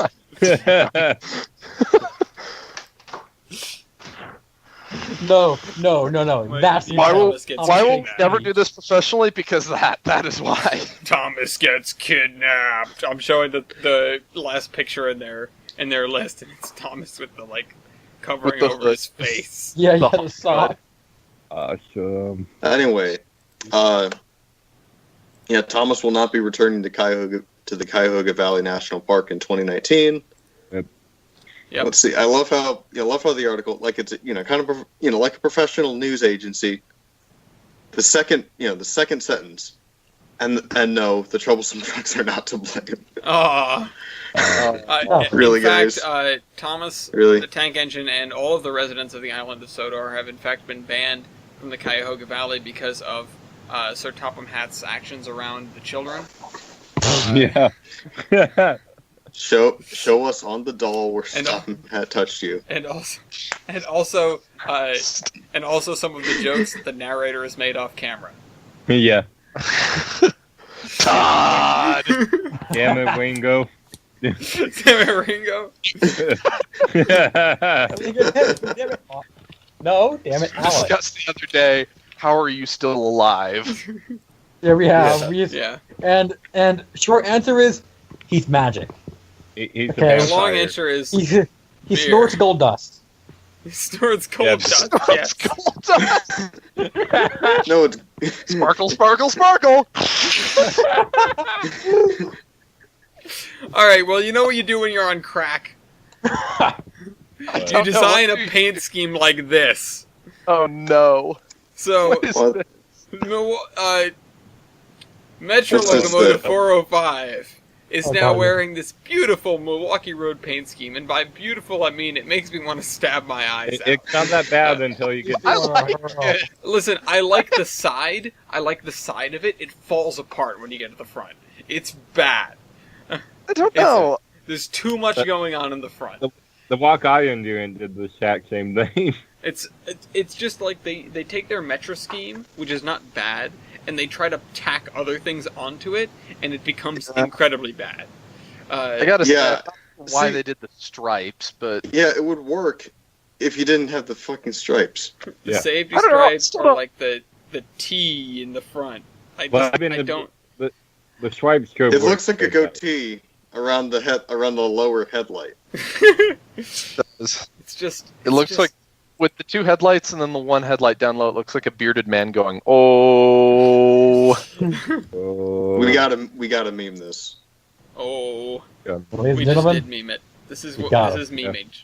This is full It's meme. it's the next This surprise is how Pikachu. we do it. Kind of like it. I kind of like it. There are aspects of it that I don't hate. I But love that they have a Milwaukee logo on for, it. for That's things, Yeah, for that's things cool. that I really don't hate. See, Something there's that I a really don't hate is there's a good There's deal. a newer. I was gonna say there's a newer picture of that has the they added the Olympian logo on the Oh, front. that's awesome. Oh, that's Yeah. pretty cool. Well, anyway, if anyone's going to Boston soon, Yeah. and Boston, perhaps, Boston. at all, because I don't know how long they're going to keep this for, but get here and check it out. If you are anywhere near Boston and you want to go to Boston, take advantage of the $10 commuter rail weekend fare. That is a $10 ticket for unlimited travel anywhere on commuter rail, which Wow. is an awesome deal. It costs $12 for me to just get to work on a weekday. Huh. So if you're traveling from someplace more far-flung like Providence or Framingham or whatever, you can buy this $10 pass and get there and back for $10. It's awesome. Wow. Are you going to be getting one of these? No, because I don't go there on the weekends. Oh, it's Uh, only weekends. Yeah, okay. it's a weekend pass. And it is, you can get it at North Station, South Station, Back Bay, or on the M-Ticket app. And Nice. I accidentally bought one Oof. time, and I never got the chance to use it because I don't go there on the weekends. So I paid Then go there on the $10 into the weekends. program. You're Heck. welcome, everyone. I helped contribute Yeah, to the whatever Alex statistic made the contributes. program. Yeah. Real quick, back to the Metra thing. I found something that'll make you hate it more, Ellis. Oh, no. Okay. There's somebody Bring that's it on. taken a picture of it with their camera and they've not got the settings adjusted correctly or something. The stripes are retro reflective. Oh my god. There's a picture that somebody took with the flash on. Please let me see. And it's just this Please let me see white this. spot. I need to see this. Alright. Oh Ooh. God. Oh Jesus. Excuse me, what You the know what? Super No, you know what? fuck? I like this more. I I don't. actually I don't mind this as much. I still think it's ugly. But if it was that No. if it was all white like that, if it was always that white, I would be happy with it. I think that looks cool. I think it looks Oh. better than the stripes. I just think it's hilarious. No. The they retro should have done, like, reflective, orange too. and black stripes. Fucking, yeah. Ooh, that'd look really cool, actually. Can we get a Bumblebee scheme, but not like the DNRGW Bumblebee, like a legit Bumblebee with equal bands of black and yellow, like multiple Yeah. thick bands? Also, bumblebees are endangered now. Yeah. Are they? Yeah. Yep. Yeah. Haven't they been for a while? They they just have. got added to the list like Why are yesterday. I bumblebees think. endangered? Because they Because just keep people dying. are retarded. Stop dying! Stop. God damn it, You can look up bumblebees. articles of like why are all the bees dying, and Is it the wasps' fault? Are they displacing them? Because I'll be honest, I am so ready to go full genocide on wasps. I don't Yeah. think that's it. I don't think that's Can we still go genocide on wasps? Let's double down on this whole thing. Unnecessary. Just God. get rid of them. just Gonna get build rid a of wall and make the wasps pay for it. Yeah. them. Wouldn't that be a great idea? Oh dear. But you know what else is actually a great idea? Oregonville Heritage Center up in Portland It's killing is wasps. fundraising. They've probably done that too. I won't deny that they've probably done that, but not what I'm talking about. They want to install the Brooklyn Roundhouse turntable there. Mm. Because Bro- after Hold on. after UP gave them the boot, they got the turntable. Also, you know what's funny about this? You know what I find funny about this article? It's written Doyle for doesn't someone. say your chum. No, it's written for someone who has never heard of a turntable before. Yeah. It's amazing. And Well, I'd, that's I'd most love to important. ridicule it more, but there are definitely people that haven't heard of a turntable and don't understand what one does. Right. But Especially readers of the Portland Tribune. yeah, these are just random Portland people. This is not a Fomer newspaper. Keep it weird. Yeah, keep Portland weird. Yeah, this is made for Darth Vader on a unicycle. Yeah. Yes. And all his friends. Portland. Yeah, Great exactly. But literally, it says Oregon Rail Heritage Center hopes to build turntable in quotes, and then the subtitle is the device would turn rail cars and locomotives around in one spot. It's like, yes. Wait until you see the- That is immediately what wrapped How it it up there. works. That is what a turntable does. Yes, turntable does. It just seems I mean- so like, it seems What- so explainy. Wait The until you functionality is in the do. name. Wait. Turntable. What's it So gonna do? explainy. Eat babies? Okay, here's a They quote fall on from it. Doyle on Oh, maybe. because Doyle also wants to upgrade the motor for it. hmm There's nothing wrong with the old motor, but to quote Doyle, we could never run the turntable at anything but the slowest speed. Otherwise, it was just too fast. Yeet. So it had two speeds. No, so it Yeah. had three speeds. Step, slow, and light speed. And hella go. You spin No. me right around. No. It's Knowing that stop, speed, hella slow, go yeet. would have been the option all day, every day. I'm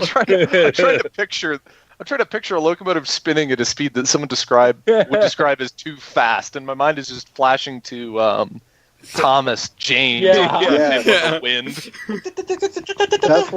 That's what I was picturing.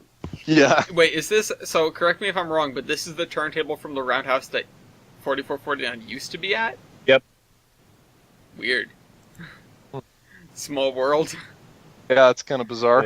They paid off their debt that they incurred during the move, and now they're focusing on getting the turntable actually Wow. done.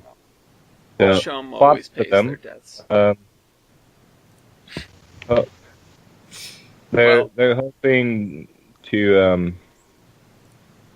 Right now, they're going for a grant for it for $500,000. Key to lip. They're making good progress. Speaking of, making good progress. Millersburg, which is the town north of Albany, was in the running with this little town called Brooks, Oregon. Don't know if you heard of it. For an Never. intermodal facility. And it appears that that grants are being received for the Millersburg facility. Although there was an independent contractor or evaluation that recommended the Brooks location. The Brooks location for the Which viewers I talked is about last time. literally your backyard, isn't it? At the Yeah. museum. Yes.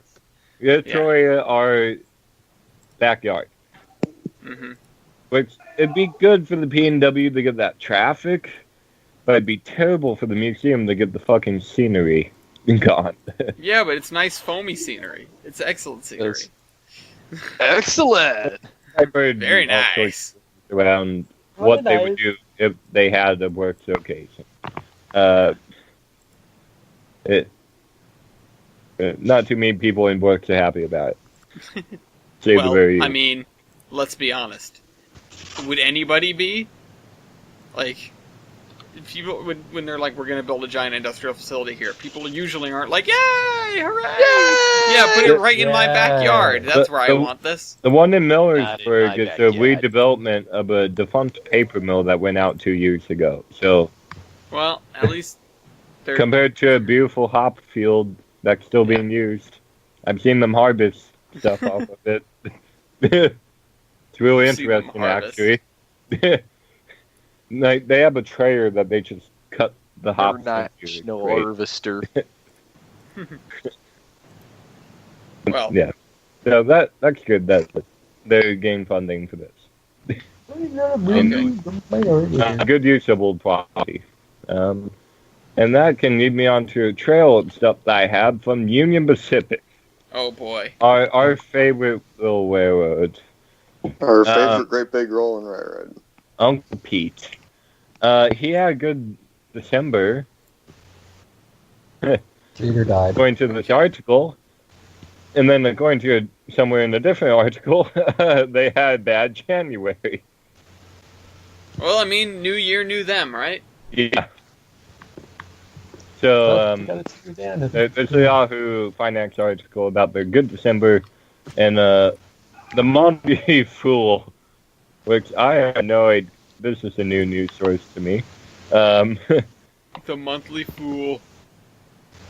Yeah, Or it's the Motley. Tibbetine, Motley Fool. the The monthly. Motley Crew. But Mistake. anyways, it shows how UP's not so good. Yeah. Or just in general, how stock for railroad in general is not doing good. Yeah, that's true. Yeah. I don't know. It's unfortunate. Just wait. Wait a little while and it might bottom out and then you can buy railroad stock before it Yeah. goes back up. On top of Yeah, that, you UP in Roseville made up 475 people.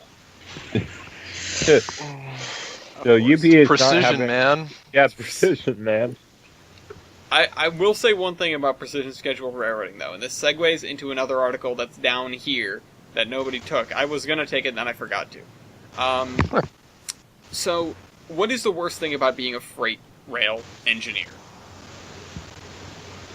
The fact that they can call you at any time of the day and say, Exactly. hey, get your ass to the yard. Because the trains aren't super well scheduled ahead of time. Precision scheduled railroading makes it so that there's an almost exact schedule of trains that you're going to run on a daily basis. It's set up like you're running a passenger railroad. And that means that you can have normal work shifts with precision scheduled railroading. Which is, hypothetically, not saying they're going to treat it that way, but hypothetically, you could do that. You can have people get up at a reasonable hour, or at least an expected hour every day, come to work, run their train, run the other train back, and that's that. Because all the trains are going to be happening at the same time throughout the week. That's what it's all about. That's fair. You know, we've talked about the various pros and cons of precision scheduled routing before, but the idea is, maybe, if they do that, maybe people like these poor CN engineers who are, quote, overtired and unable to take their mandated rest breaks, will stop doing things like falling asleep on shift. At the controls.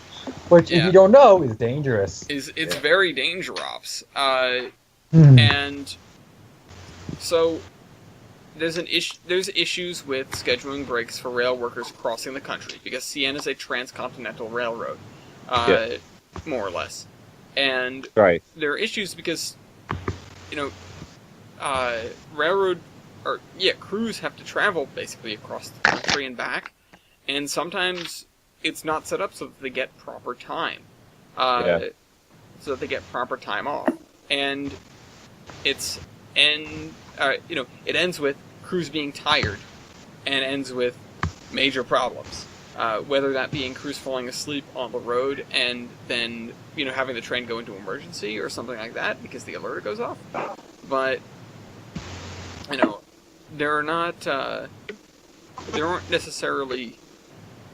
I didn't get to read through this whole article, unfortunately, but there don't seem to be exact statistics of what the problem is, or what the result of the problem is. But there's a lot of talk about the fact that they aren't getting enough rest. They aren't even sometimes getting the rest that they are legally mandated to get.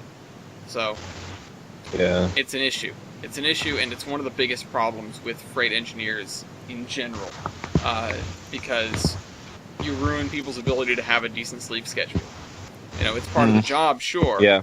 But it prevents Get people the money for it. Yeah, it prevents people from having a decent life. What is money worth if you're never awake for it?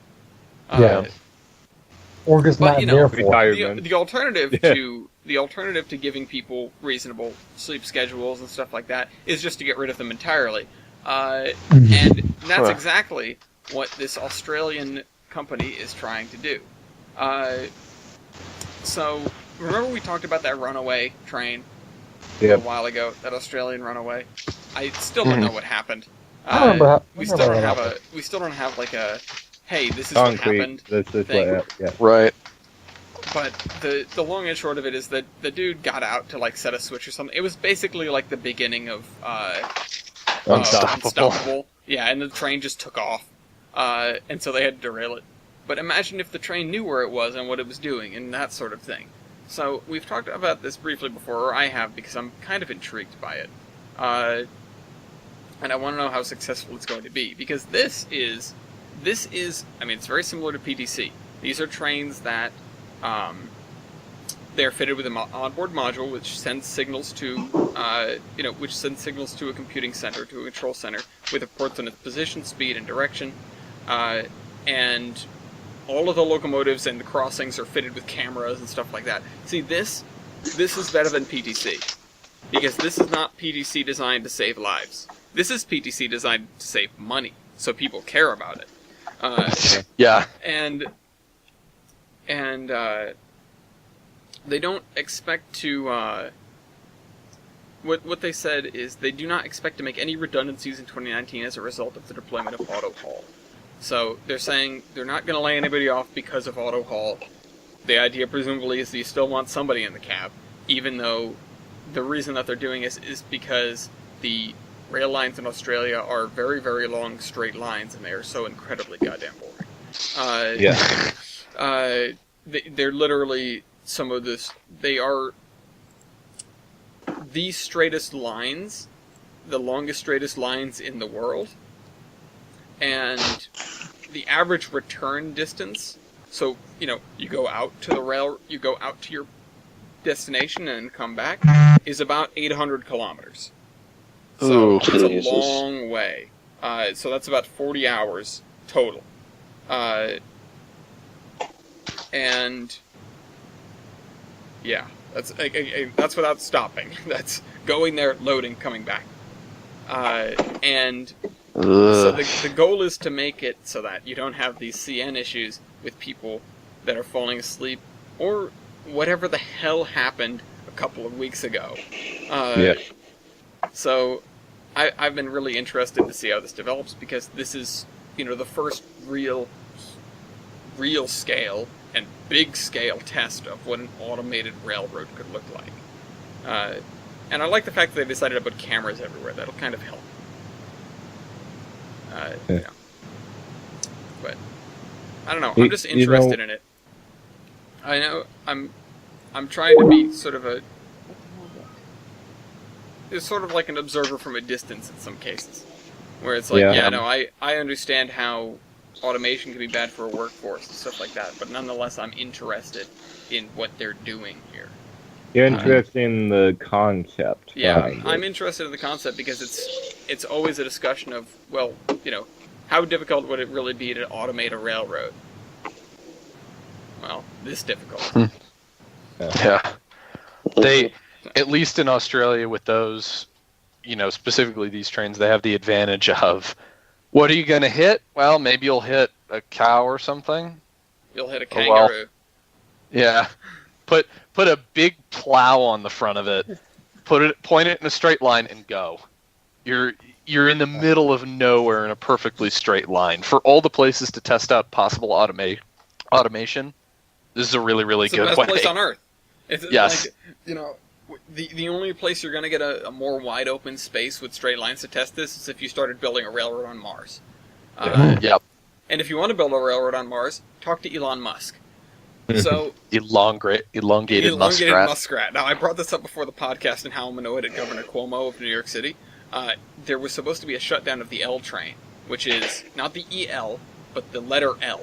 And it's one of the many subway services in New York, and it's one of the few that runs east to west. So it goes under the East River from, like, Queens to Manhattan. Not something that a lot of subway services do. It's kind of important. The issue with it, of course, is like many tunnels that run under parts of the Hudson River, its tubes are in disrepair, and they have a plan to shut down the L train service beneath the Hudson River for about, it's something on the order of a year, a full shutdown for about a year, so that they could do the work in the tunnels that they wanted. 15 months. It was going to be called the L train apocalypse. And on Thursday, this past Thursday, Governor Cuomo goes, no, we won't have to do it. We won't have to shut them down. We're not going to shut down the L train. And, of course, lots of Brooklyn residents and Manhattan residents went, and lots of people like me who has been consistently frustrated in the past several years by massive infrastructure projects that need to be undertaken being ignored, especially in New York City. I was immediately frustrated. And I go, why are you doing this? And why is the fox giant? One moment. I don't know. I asked that at the beginning. Why does Cuomo look like the Green Goblin from Spider-Man? He probably is. Anyway, and so there are. What I have read very briefly is that there is this new technique which has something to do with the way you can. Something to do with shoring up the concrete. And the thing is, one of the, like, here's your solution. The biggest problems that they were having is that, you know, even though the tunnels themselves were relatively sound, the problem was with the cables. The cables that power the trains that run in these sort of benches that run along the bottom quadrants of the tunnel. And so the plan now is to, instead of removing the old cables and replacing them in place and building them like they did, they have a new plan to mount new cables, sort of like on the wall of the tunnel, for example. And that should make things okay. The problem is, or the reason they didn't go, we'll do that first, is because they have to be properly fireproofed and stuff like that. But now they are, they've developed this reinforced fiber polymer that's fireproof and, basically serves the purpose that these benches otherwise did. So, and one of these, the reason this relates to Elon Musk is one of the people that he reached out to. He was, and this is not just for the L train, this is for the signal system in general. Because who do you call up when you need to fix a ailing 1930s signal system? you call up the guys who play with electronics a lot. I called up Elongated Tesla and I musket. said, here's the question. We're trying to move subway cars, get them closer together. Do you have any ideas? You're talking about flying cars. We're just talking about moving trains. And Cuomo added he had spoken with other, quote, out-of-the-box companies, but didn't name them. So he didn't. And, He calls the Zuck. yeah. The Zuck. The Zuck. The How do we Zuck. make these cars Facebook compatible? Oh man, I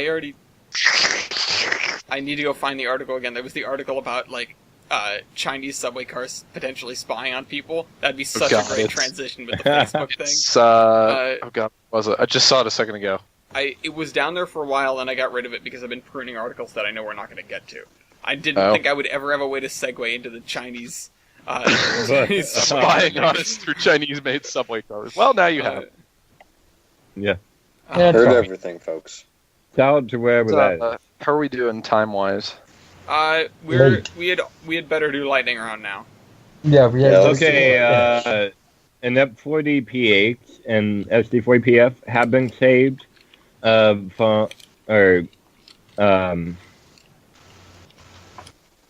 they're now in Boulder City, Nevada. They were previously in Utah and Oregon. And this is the last remaining SD4PF. And it was actually in freight service on the P&W for a short time. Oh, wait, it's the big blue thing. Yeah. And the day I painted F40. So those made it to a nice home and will be worked on in the future to Where's the restore link for them. this? It's down here under Dino yeah. Oh, did you Dino rename that? Rail. I put that there while everyone was talking. Oh, okay. Okay, UPA is a club now that you can join to get the latest news on their Steam. So that's cool. Yeah, bonus.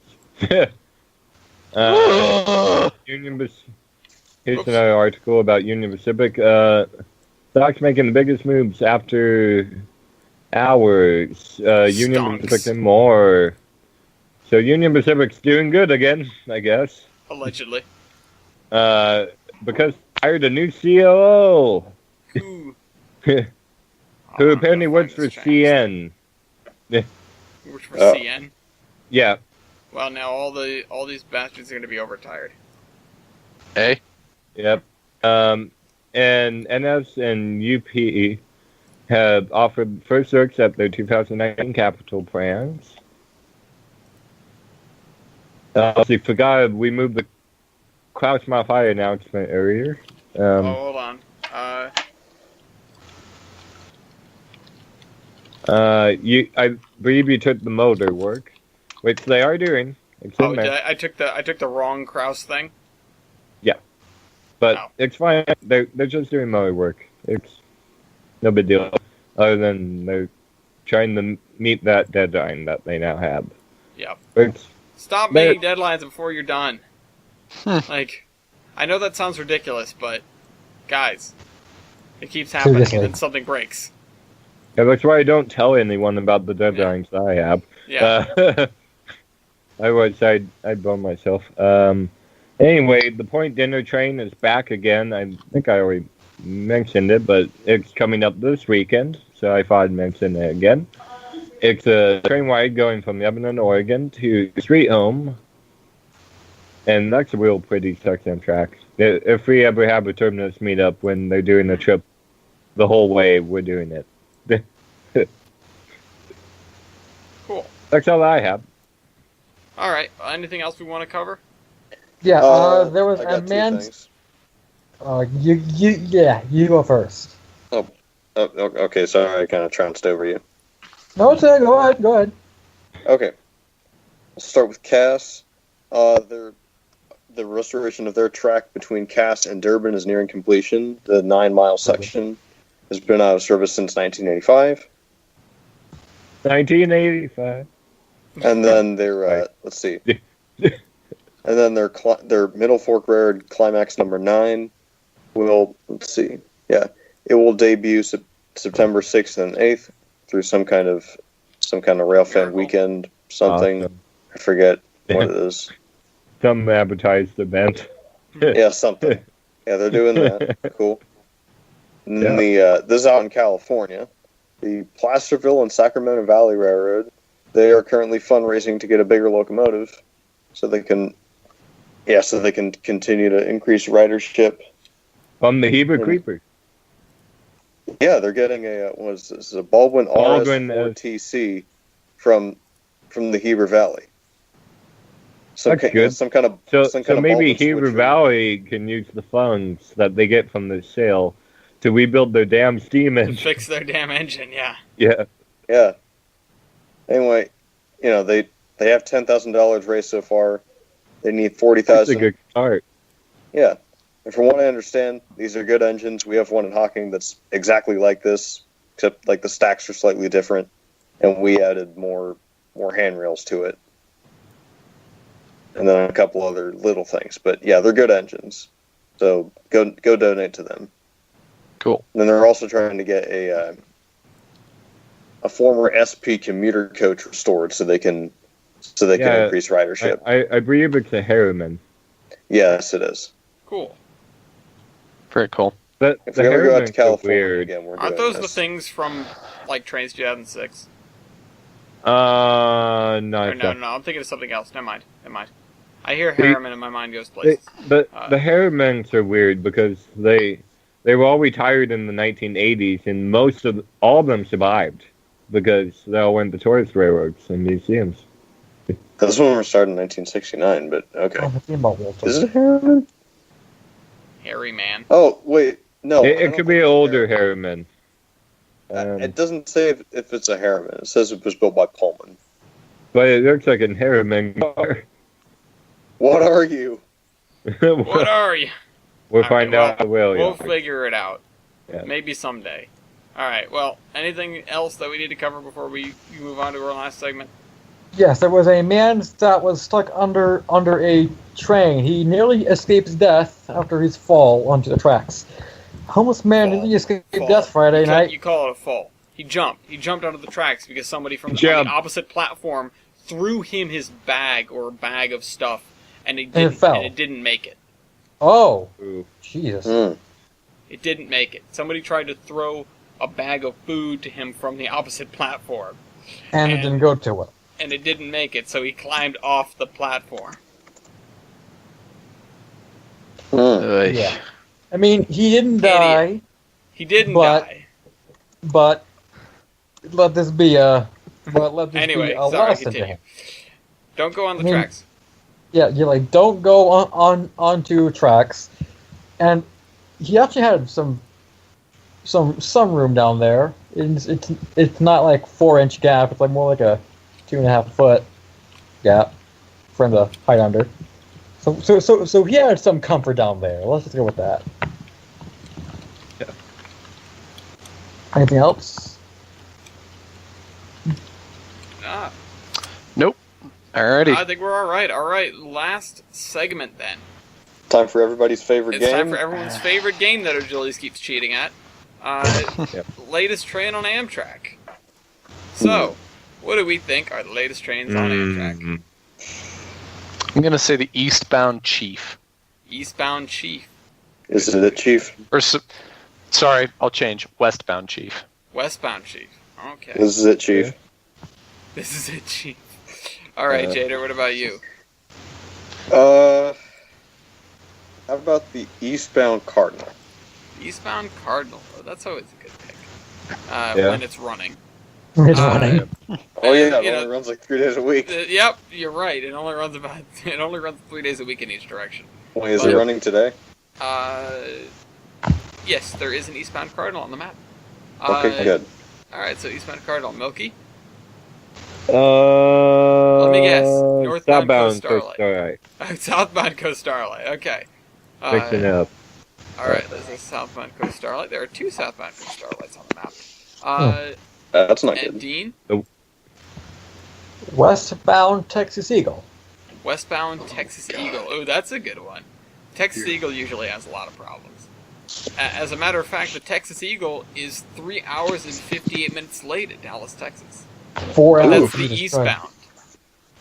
Oh, not the westbound. westbound. The So westbound the is westbound's only an fine. hour and 32 minutes late.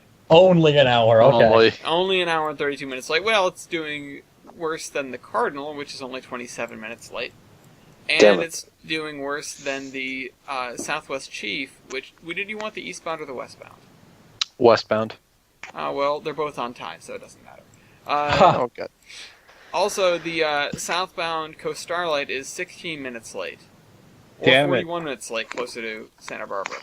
Okay. There are 2 trains over 6 hours late. Oh lord. Oh, God. Are they via? No, I don't do Via right now. Via's not having that bad of a day, although one of their trains seems to be missing. How? 1 or 2. How late is it? Well, it fell into another dimension, but it's fine. There is the Sunset Limited to New Orleans at Damn six, it! That was going to be 6 my other hours and 12 minutes late at Beaumont, God. Texas. But the winner is the California Zephyr at 6 Ooh. hours and 17 minutes late, which Oh is my gosh. almost there. And it would have been Almost there there. hours ago if it wasn't so damn late. So Almost Ooh. Chicago. it's almost to Emeryville. It's currently in Colfax. Okay. It's arriving at Roseville soon. Anyway. Oh, jeez. Also, the Hudson Bay is 4 hours late. That's a Via Rail train. That's the one that's way up there. That they just got running again. Oh, yeah. Excuse me. Anyway, let's wrap this thing up finally. I've got Alright. homework to do. Yeah, I have an 8:30. I have an 8:30 class. Oof. I haven't had dinner. Ooh. I haven't either. God damn it. Well, Leibold, Not even once, kids. It's a dangerous, slippery slope. I'm guessing this is Brightline related. Nope. So, No, it's not. It's not. It's not. It's good though. yep. I just want to say stay off the tracks. I feel like I say that a lot, but seriously, stay off the tracks. But seriously, this is like a bag. Seriously, Stop. seriously, I'm being super serious. Super serious. Alright, Milky? I may have linked to this before, but it's a nifty little report of the White Pass. It's a good read. Yeah, it's a good read. I'm When I have writing a time, short I'm gonna story go on and, it. Fully read this. I've skimmed it several times. Shader? Skookum is a 12-wheeled meme generator. Changed my mind. I can't. Oh my Mikado. Alright, and Dean? Joseph Stalin, comrade. My name is God Joseph damn Stalin, it. comrade. There's a million God men I damn haven't killed. Just you wait. Just you wait. Alright, anyway, we hope you guys enjoyed this episode of the Terminus podcast. Apologies for keeping everyone on here so long, but we had, I don't know, I think this was a good one. No big deal. That Anyway. was a pretty good one. Alright, Drunkie's Law. Drunkie's Law. We'll see you in a couple of weeks. Bye-bye. Bye.